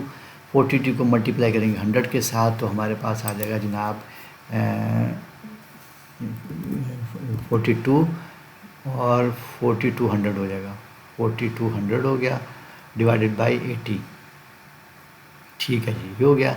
अब आ जाए इधर, इधर क्या करना है, तो सीधा सीधा यह 400, 4 × 1 × 100 तो 400 ही हो जाएगा, डिवाइडेड बाय 80 हो जाएगा। और इस तरह चले जाएंगे तो हमारे पास 16, 3 और 100 आ गया। तो हमारे पास इसे क्लियर कर लेते हैं, 3 × 16 × 100, तो ये हमारे पास 4800 हो गया। तो 4800 आ गया यहाँ पर, 4800 डिवाइडेड बाय 180। तो अब आपने सिर्फ इसको सॉल्व करना है। ये सॉल्व करने का तरीका ज़रूरी नहीं कि जैसे मैं कर रहा हूँ आपने तीनों साइड बाय साइड करें, तो वो तो जस्ट मेरा एक दिखाने का स्टाइल है कि भी आप देखें न्यूमेरिकल में कैसी सिमिलैरिटी है, कि जहाँ चेंज हो रही है वो सिर्फ आपका ये वाला पोर्शन होता है, ये यहाँ पर आपने नंबर चेंज करना होता है और एटॉमिक मास चेंज करना होता है। बाकी डिनोमिनेटर और मल्टीप्लाई 100 वो सेम रहता है एक पर्टिकुलर एग्जांपल में। तो हम करते क्या, इसको आगे खोलते हैं इसका अपना कैलकुलेटर। तो 4200 डिवाइडेड बाय 80 करते हैं तो आता है हमारे पास 52.5। तो 52.5% आ गया जनाब ये वाला हमारे पास नाइट्रोजन 52.5%। दोबारा चेक कर लेते हैं, ठीक है। अब आ जाता है जनाब हमारे पास नेक्स्ट सेकंड जिसमें आपने परसेंटेज ऑफ हाइड्रोजन कैलकुलेट करनी है। तो उसके लिए आप इसे करना पड़ेगा क्लियर। पहले क्लियर करने के बाद आपने 400 को डिवाइड करना है 80 के साथ, तो ये आएगा 5%। तो ये 5% आ गया हमारे पास, यानी हाइड्रोजन बहुत कम है इसके अंदर। और उसके बाद जो नेक्स्ट है वो हमारे पास आ गया जी, लास्ट कैलकुलेशन है वो है 4800 डिवाइडेड बाई 80, मैंने 180 लिख दिया। तो अभी इसे कर लेते हैं 80। तो ये आ गया जनाब 60%। तो यहाँ पर आ गया 60%, ये 60% हो गया। ठीक है, मैं इसे अरेज करता हूँ, ख़ास तौर पर ये वन नहीं है, ये 80 है। तो इसमें एक चीज़ लास्ट क्वेश्चन है, तो जाते जाते ये देख लें कि इनका मतलब क्या है। ये मुझे पहले भी बताना चाहिए था, लेकिन बहरहाल इस लास्ट क्वेश्चन में समझ लेते हैं कि इस वक्त हाइड्रोजन जो है इस पूरे अमोनियम नाइट्रेट के अंदर हाइड्रोजन की परसेंटेज सबसे कम है, कंट्रीब्यूशन हाइड्रोजन की सबसे कम है। उसके बाद सेकंड नंबर पे आता है नाइट्रोजन, उसकी 52.5% है। और सबसे ज़्यादा हाईएस्ट परसेंटेज जो है वो ऑक्सीजन की है जो 60% है। तो यहाँ पर आके जनाब हमारे पास ये न्यूमेरिकल सारे सॉल्व हो गए। तो इस यानी पर्टिकुलर हमारे पास एग्जांपल के जब बैक जाके इसको चेक भी करते हैं क्या हमने ठीक किया। तो परसेंटेज ऑफ नाइट्रोजन 35 है, जब बैक जाके देखें 30, हाँ ये तो 35 की वजह कुछ और ही है। वन सेकेंड चेक करते हैं हमने क्या गलती की। और ज़बरदस्त, हमने यहाँ पर क्या किया हुआ है कि नाइट्रोजन की 35 है, नाइट्रोजन की 35 है। 35 में क्या प्रॉब्लम आई, हाँ नज़र आ गया मुझे, यहाँ पर ये 3 लगाया मैंने, जबकि 3 नहीं ये 2 है। तो let us correct it first. तो हमारे पास आ गया, ये मैं लाता हूँ इसको, ये इधर हो गया ये, और इसमें से 3 को मुझे उड़ाना होगा ताकि इसकी जगह हम इसे कर लें, जैसे रबर को यूज़ करते हैं, अगर यूज़ हो जाए तो या पूरे को लिखना पड़ेगा। ठीक है, हम इसे करते हैं, ये चेंज कर दिया। तो यहाँ पर आ जाएगा, मैंने जो गलती की थी वो मैं अमेंड करता हूँ आपके सामने ही। ये 2 है, मल्टीप्लाई आ जाएगा 14 एटॉमिक मास ऑफ नाइट्रोजन, तो ये आ जाएगा 2800। तो 2800 के लिए भी हमें फर्स्ट थोड़ा सा ऐसे करना पड़ना, ये हटाते हैं। तो यहाँ पर आ जाएगा जनाब 2800 और 2800 को अब जब आप डिवाइड करेंगे उसके से कैलकुलेटर में, ये कैलकुलेटर आ गया 2800 डिवाइडेड बाय 80, तो then it is equal to 35। बिल्कुल एग्जैक्ट जो हमारे नोट्स में था, यहाँ मुझसे गलती हो गई थी, हम इसको यहाँ करेक्ट कर लेते हैं। तो ये हो गया सारा, यहाँ पर कर लेते हैं 35%। तो ये हमारा करेक्ट हो गया, यानी नोट्स में हमारा ठीक था, यहाँ प्रॉब्लम थी। तो यहाँ पर आके हम वंस अगेन गो बैक। तो हमने ये सारे का सारा सॉल्व कर लिया, न्यूमेरिकल हमारा मुकम्मल तौर पे सॉल्व हो चुके हैं सारे, related to specially this percentage composition जो टॉपिक हमारा, उसके रेफरेंस से चलते हैं हम नेक्स्ट टॉपिक इसी चैप्टर का, and that is mole. According to definition हमारे पास है कि एटॉमिक मास, मॉलिक्यूलर मास और formula mass expressed in gram is called mole. Its unit is MOL। इसके साथ सिर्फ ई नहीं लगाना आपने, जहाँ भी आपको मोल लिखना है तो आपने उस नंबर के साथ MOL लगा देना, तो आपका मोल रिप्रेजेंट हो जाएगा। ठीक है, अब इनकी एग्जांपल को ज़रा वाइट बोर्ड पे जाके थोड़ा सा एक्सप्लेन करते हैं और समझने की कोशिश करते हैं। तो अगर हम बात करें अपने सोडियम की, तो सोडियम का एटॉमिक मास जो होता है सबको ही पता है, और ये एटॉमिक मास जो है सबको याद होने चाहिए, और ये इंपॉर्टेंट एटॉमिक मासेस हैं 23। और 23 याद होगा सबको कि it is just a number and unitless quantity. लेकिन जब हम इस 23 के साथ ग्राम लगा लेते हैं, then it is called mole according to definition. ठीक है, फिर उसके बाद आया था क्लोरीन। क्लोरीन भी तो एलिमेंट ही है, इसका atomic mass 35.5 and similarly it is also unitless. देखो, जब हम इसके साथ लगा लेते हैं gram 35.5 gram, then it is equal to 1 mole. ठीक है, अच्छा उसके बाद आया था हमारे पास, ये तो दोनों एलिमेंट की एग्जांपल होगी। अब हम किसी कंपाउंड की एग्जांपल ले लेते हैं। तो लेट अस वाटर। तो वाटर की एग्जांपल अगर लें तो there are 2 elements, hydrogen and oxygen. लेकिन अगर नंबर ऑफ एटम की बात करें तो देयर आर 3 नंबर, 2 हाइड्रोजन के हैं और 1 ऑक्सीजन के हैं। तो आप इसका मॉलिक्यूलर मास निकालना पड़ेगा। तो आप लिखेंगे 2H + O and this is equal to 2, H की वैल्यू पुट करेंगे तो 1 हो जाएगा और ये 16 हो जाएगा। This is equal to 2 + 16 and this is equal to 18 और ये आ जाएगा जनाब आपके पास यूनिटलेस क्वांटिटी है। लेकिन अगर आप इसको 18 के साथ आप अगर लगा दें gram, then it is mole, it is 1 mole. Okay, ये हमारे पास एक एग्जांपल होगी मॉलिक्यूल की। और सेकंड एग्जांपल अगर लेना चाहे तो लेट अस कार्बन डाइऑक्साइड गैस। तो कार्बन डाइऑक्साइड गैस के अंदर भी 3 ही हमारे पास एटम है, एलिमेंट तो 2 ही हैं। तो इसको भी सॉल्व करते हैं, कार्बन एंड 2 ऑक्सीजन। एंड आपको पता ही है कि जब ऑक्सीजन आ जाए तो ब्रैकेट जरूर लगानी पड़ती है, specially in case of calculation of molecular mass. तो ये 12 आ जाएगा, 2 आ जाएगा और 16 हो जाएगा। 12 अपनी जगह ही रहेगा, ये हो जाएगा 32 and this is equal to 44। तो 44 भी जस्ट लाइक ए नंबर। लेकिन अगर 44 ग्राम आपने वे कर लिया then it is equal to 1 mole. हो गया बात। अच्छा, अब आज से आगे चलते हैं, ज़रा थोड़ा सा ऊपर चले जाते हैं हम लोग, एक लाइन लगा लेते हैं, कुछ एग्जांपल और को भी समझते हैं। क्योंकि डेफिनेशन ज़रा सी है, लेकिन अगर आप इसको अच्छी तरीके से समझ लें तो याद करने में आसानी हो जाएगी। आपके पास आ जाता है जनाब नेक्स्ट सोडियम क्लोराइड। ये इनफैक्ट मॉलिक्यूल नहीं है, सबको पता है या नहीं पता मुझे इतना क्लियर नहीं। I think it was present in our 9th class. तो it is a formula unit, not a molecule. तो फार्मूला यूनिट होने की वजह से कैलकुलेशन इसकी मॉलिक्यूलर मास की वही रहेगी। मॉलिक्यूलर मास हो मॉलिक्यूल हो या फार्मूला हो, इसकी कैलकुलेशन सेम ही रहती है। ये हो जाएगा सोडियम प्लस क्लोरीन सिंबल हो जाएंगे। ये 23 है और ये 35.5 है और जब आप इसका टोटल करेंगे तो ये हो जाएगा 58.5 और ये ज़्यादा जस्ट नंबर। तो जब आपने 58.5 के साथ लगा दिया gram then it is equal to 1 mole. तो अब आ जाएगा, ये इनफैक्ट फार्मूला है। अब आता है एक और पॉइंट है जो कोई क्लियर होना चाहिए यहीं पर ही। बेसिकली तो मैं आई थिंक बुक में नहीं गिवन नहीं है, लेकिन बेहतर है कि यहाँ कर लिया जाए कि सोडियम है, sodium when it is converted into ion Na positive बन जाता है तो इसके एटॉमिक मास में फ़र्क नहीं पड़ता, वो 23 ही रहेगा। तो इसका मतलब है कि अगर आप 23 ग्राम लेना चाहें 1 मोल आयन ऑफ सोडियम तो आपको 23 ग्राम ही लेना होगा, देन इट इज़ अगेन 1 मोल। यानी चाहे वो न्यूट्रल सोडियम एटम हो या सोडियम आयन हो, उसको रहना उसका जो मास है वो सेम रहेगा। या यूँ कह लें कि 1 मोल ऑफ सोडियम आयन या 1 mole of neutral sodium atom तो वो 23 ग्राम ही होगा। Similarly if we want to take, अब मैं उल्टा लिखने की कोशिश करता हूँ रिवर्स ऑर्डर में, if we want to take 1 mole of chlorine ions, sorry chloride ions, तो इसका जनाब हो जाएगा 35.5 ग्राम आपको लेना पड़ेगा। तो जनाब आपके पास आ जाएगा 1 मोल ऑफ क्लोराइड आइन। एक छोटी सी बात यहीं पे साथ क्लियर होनी चाहिए, सोडियम पे जब पॉजिटिव चार्ज आता है तो उसको सोडियम आइन ही कहते हैं, उसमें नाम में तब्दीली नहीं आती। लेकिन जब नेगेटिव चार्ज, जब कोई एटम नेगेटिव चार्ज एक्सेप्ट करता है एटम, तो उसके नेम के एंड पे IDE हो जाता है। अब ओके, अब ये इस वक्त क्लोरीन नहीं है, ये क्लोराइड है।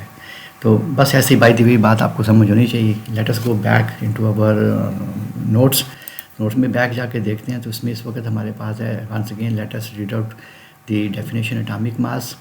ये एटॉमिक मास है, पहले 2 एग्जांपल मॉलिक्यूलर मास, ये अगली 2 एग्जांपल मॉलिक्यूल की हैं और सॉरी वाटर की मॉलिक्यूल की है। और formula mass that is for sodium chloride expressed in gram is called mole. ठीक है, ये टॉपिक यहाँ पर क्लियर हो गया। ये फार्मूला लिस्ट दी हुई है बेसिकली स्टूडेंट्स के लिए कि उस बच्चे अगर इसको याद कर लें तो नेक्स्ट न्यूमेरिकल्स में ये यूज़ होते हैं फार्मूलाज। तो जस्ट एक रिवीजन के लिए, एक मेमोराइजेशन के लिए एक रखा हुआ लिस्ट ताकि स्टूडेंट याद कर सकें। पास molar volume new topic and according to this topic, according to definition, 1 mole of any gas at RTP occupies a volume of 24 dm³. This volume is called molar volume. Topic के अंदर ही ये clear है मामला कि ये है ही सारा मामला गैसेस के लिए, इसमें लिक्विड और सॉलिड शामिल नहीं है। और RTP का मतलब है रूम टेम्परेचर प्रेशर। यानी जब भी आप किसी भी गैस का 1 मोल लेंगे तो उसका जो ऑक्यूपाइड वॉल्यूम होगा वो 24 dm³ होगा, उसी को हम मोलर वॉल्यूम कह देते हैं। यानी वॉल्यूम ऑफ 1 मोल। नीचे कुछ पॉइंट्स लिखे हुए हैं। RTP stands for room temperature and pressure and they are 25 degree centigrade and 1 ATM। Next point थोड़ी देर के लिए हम स्टॉप करते हैं, उससे पहले हम सीधा जाते हैं, एक स्लाइड है, उस स्लाइड को चेक करते हैं कि वो स्लाइड क्या कह रही है हमें। तो अकॉर्डिंग टू स्लाइड हमारे पास इस वक्त जनाब ये आ गया मोलर वॉल्यूम, और ये कुछ गुब्बारे आपके सामने हैं जिनका साइज़ डिफरेंट सेम है, सिर्फ कलर डिफरेंट है, और ये 25 डिग्री सेंटीग्रेड और 1 ATM पर पड़े हुए हैं, यानी वही RTP। और अब इसमें क्या ख़ास बात है कि हीलियम है और ये सारे गुब्बारे जिन सब में 1 मोल है। हीलियम का भी 1 मोल है, तो देयरफॉर गुब्बारे का साइज़ 24 DM3, यानी इस पूरे गुब्बारे में 24 DM3 गैस होगी। ऑक्सीजन में भी 24, और वाटर वेपर्स होंगे, लिक्विड और सॉलिड, यानी आइस की शेप में नहीं, वेपर्स की शेप में 24 DM3 एंड अमोनिया 24 DM3। यानी ये सारे के सारे चारों के चारों गुब्बारे जो हैं ये 5 डिग्री सेंटीग्रेड और 1 ATM के ऊपर 24 DM3 गैस कंटेन कर रहे हैं, जो कि वॉल्यूम के रेफरेंस से बात हो रही है। अच्छा, उसके बाद अगर हम इसी को चेक कर रहे हैं, मोलर मास ऑफ हीलियम तो 4 ग्राम पर मोल होता है, और उसका यानी 24 DM3 भी एक हमारे पास रिलेशन बन गई। Similarly molar mass of oxygen 32 gram per mole, और वो 24 होगी। एक ऑक्सीजन का मास 16 होता है, तो डेफिनेटली 2 का 32 ग्राम होगा। Molar mass of water that is equal to 18 gram per mole, और वो भी 24। And molar mass of ammonia that is equal to 17 gram, और वो भी 24 DM3। इस तरह ये तो हमारे पास हो गया मामला, यानी ये इसका रेफरेंस है, स्लाइड के रेफरेंस से। अब हम चलते हैं वापस नोट्स में। तो नोट्स में जनाब उसके बाद एग्जांपल मैंने हाइड्रोजन, नाइट्रोजन, ऑक्सीजन की रखी हुई है। तरीक़ाकार लिखने का सारा वही है जो हमने स्लाइड में देख लिया। अब इसके फार्मूलाज की तरफ आते हैं। तो फार्मूला को समझने के लिए अगर हम अपना वाइट बोर्ड में चले जाएँ, तो वाइट बोर्ड में चेक करते हैं इसको।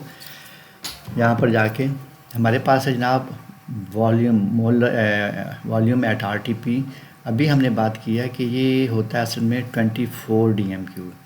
तो 24 DM3 है, और ये कितने यानी मोल के लिए, ये बेसिकली 1 मोल के लिए। और अगर मैं ये 2 मोल ले लूँ तो डेफिनेटली होगा क्या, वो 48 हो जाएगा, डबल हो जाएगा। 24 से मल्टीप्लाई करेंगे तो ये हो जाएगा 48 DM3। और यही अगर मैं गैस, और गैस कोई भी हो सकती है, इस वक्त हम किसी पर्टिकुलर गैस की बात नहीं कर रहे, एनी गैस विच हैज़ 10 मोल, तो डेफिनेटली 24 से मल्टीप्लाई होकर ये 240 DM3 बन जाएगा।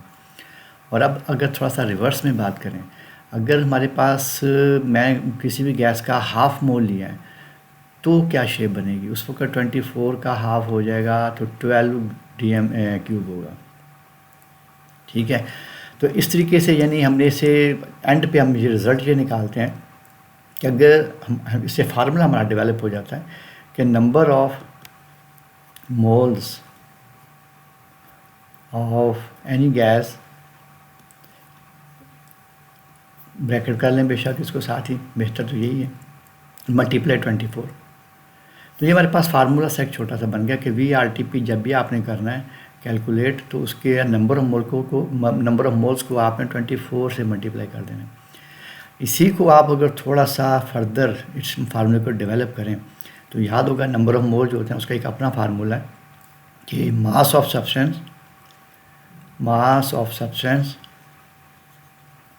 Substance divided by molar mass. ये सबको पता है, फेमस फार्मूला है। मोलर मास को हम सिर्फ mm लिख लेते हैं एंड ब्रैकेट इट अगेन, और 24 आ गया। तो ये भी फार्मूला है हमारे पास जो कि हमने उससे बना लिया। अब इस फार्मूले में ख़ास बात क्या है कि आप मास अगर गिवन है तो आप मास से RTP पे वॉल्यूम कैलकुलेट कर सकते हैं, और अगर आपके पास वॉल्यूम गिवन है RTP पे तो आप we can move into mass of substance, यानी मास को वॉल्यूम को मास में कन्वर्ट कर सकते हैं। तो इस वक्त जो हमारे पास फार्मूला दोनों आ गए, और आप इस फार्मूले को अगर आप बैक जाके चेक करें नोट्स में तो VRTP number of mole into 24 DM3, और दूसरा फार्मूला जो कि उसी की मदद से हमने बना लिया है। अब इसके बाद ये आपके पास ये क्लियर हो जाएगा ये पॉइंट, स्पेशली ये सेकेंड, ये according to which with the help of this relationship we can convert the mass of gas at RTP into its volume and vice versa मतलब पीछे समझ आए, यानी इसके बरक्स। अच्छा, उसके बाद है जो बारी आती है वो न्यूमेरिकल की है तो न्यूमेरिकल हमारे पास है, एक एग्जांपल है, दूसरा चेक असेसमेंट एक्सरसाइज 3.3b है। तो अभी से सबसे पहले फर्स्ट को कर लेते हैं। लिखा हुआ है determine the volume that 2.5 mole of chlorine molecule occupy at RTP. तो इसके लिए हम जाते हैं going back into our work area.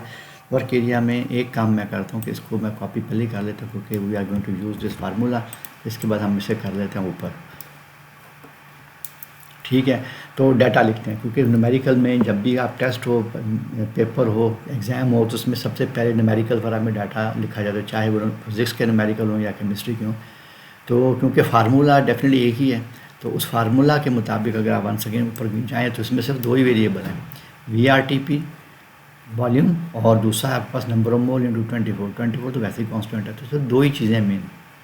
तो हम करते क्या हैं, इसको ले जाते हैं ऊपर। तो सबसे पहले लिखते हैं VRTP volume, rate room temperature pressure, definitely हम क्लोरीन ही की बात कर रहे हैं, वो हमने कैलकुलेट करना है। Number of moles of chlorine they are 2.5 हो गया। इसके अलावा और कोई चीज़ है ही नहीं। तो सीधा फार्मूला यहाँ पर हम इधर लगा देते हैं, ये फार्मूला आ गया हमारा। इसको मैं थोड़ा सा ऊपर कर लेता हूँ यहाँ पर, और उसके बाद वैल्यू पुट कर लेते हैं कि V आ जाएगा VRTP is equal to 2.5 multiply 24। I think simple है, ओपन कर लेते हैं इसको कैलकुलेटर को। तो 24 के साथ मल्टीप्लाई 2.5 कर लेते हैं। This is equal to 60 DM3। तो 60 DM3 आ गया। This is equal to 60 DM3। अब जाके इसको चेक भी कर लेते हैं उधर। तो ये आ गया हमारे पास 60 DM3। ओके, ये हो गया सॉल्व।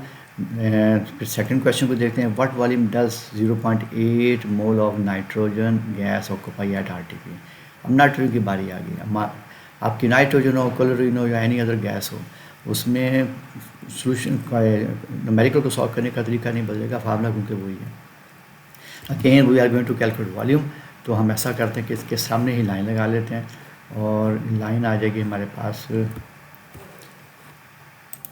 अच्छा, तो क्वेश्चन के मुताबिक लाइन लग गई।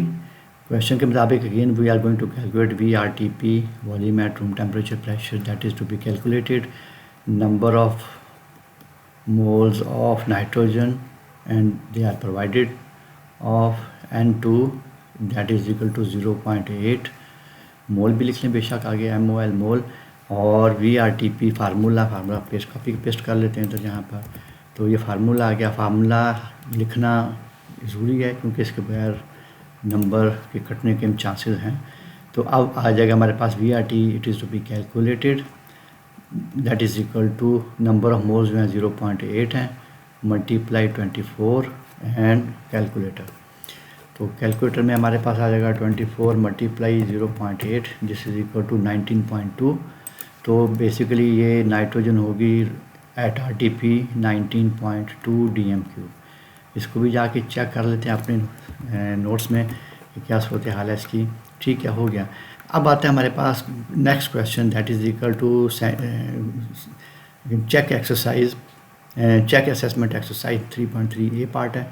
तो how many moles of oxygen molecules are there if 50 DM3 of oxygen gas at RTP। अब इसको कैलकुलेट करना है। अब इसमें ज़रा सी एक थोड़ी सी तब्दीली है, वो चेक करते हैं क्या है। अच्छा, अभी जो न्यूमेरिकल है, इस न्यूमेरिकल में जो पूछा गया है वो था ये कि how many moles of oxygen, जबकि उसका वॉल्यूम 50 DM3 बता दिया गया। तो अब इसको चेक करते हैं चल के क्वेश्चन सॉल्व कैसे होगा। इसमें तब्दीली क्या है वो भी आपको ड्यूरिंग राइटिंग डाटा समझ आ जाएगी। इसमें इसको थोड़ा सा व्यू आउट कर दिया ताकि इसको नज़र आए बाकी तीनों फार्मूला जिन्हें न्यूमेरिकल्स भी। तो VRTP जो था volume at room temperature and pressure, that is equal to 50 DM3, ये बताया गया।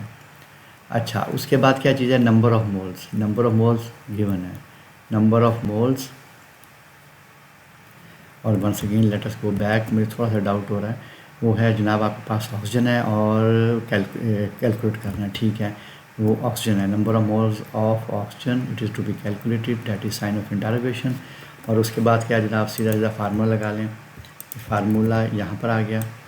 फार्मूला लगाने के बाद अब यहाँ पर जब आप फार्मूला में एंट्री करेंगे तो एंट्री में यहाँ पर आपके पास 50 गिवन है, that is equal to number of moles. Number of moles, सिर्फ इतना भी लिख लें काफ़ी है, नंबर ऑफ मोल्स इंटू 24। अगले स्टेप में 24 डेफिनेट 50 के नीचे आ जाएगा, तो number of moles of oxygen आप लिखना चाहें पूरा लिख लें, नंबर ऑफ मोल लिख लेना भी काफ़ी है। 50/24 this is equal to calculator, तो 50 divided by 24 this is equal to 2.08। तो 2.08 हमारे पास इसके नंबर ऑफ मोल्स होंगे ऑक्सीजन के, जिसने 50 dm³ ऑक्यूपाई किया है, 2.08 मोल्स। अच्छा, इसको भी जाके चेक कर लेते हैं ज़रा अपने न्यूमेरिकल को, ये कैसे किया हमने। तो 2.08 ये ठीक हो गया जनाब, हमारा न्यूमेरिकल सारा सॉल्व हो गया, और ये इस तरीके से ये जो टॉपिक है ये भी हमारा एंड हो गया।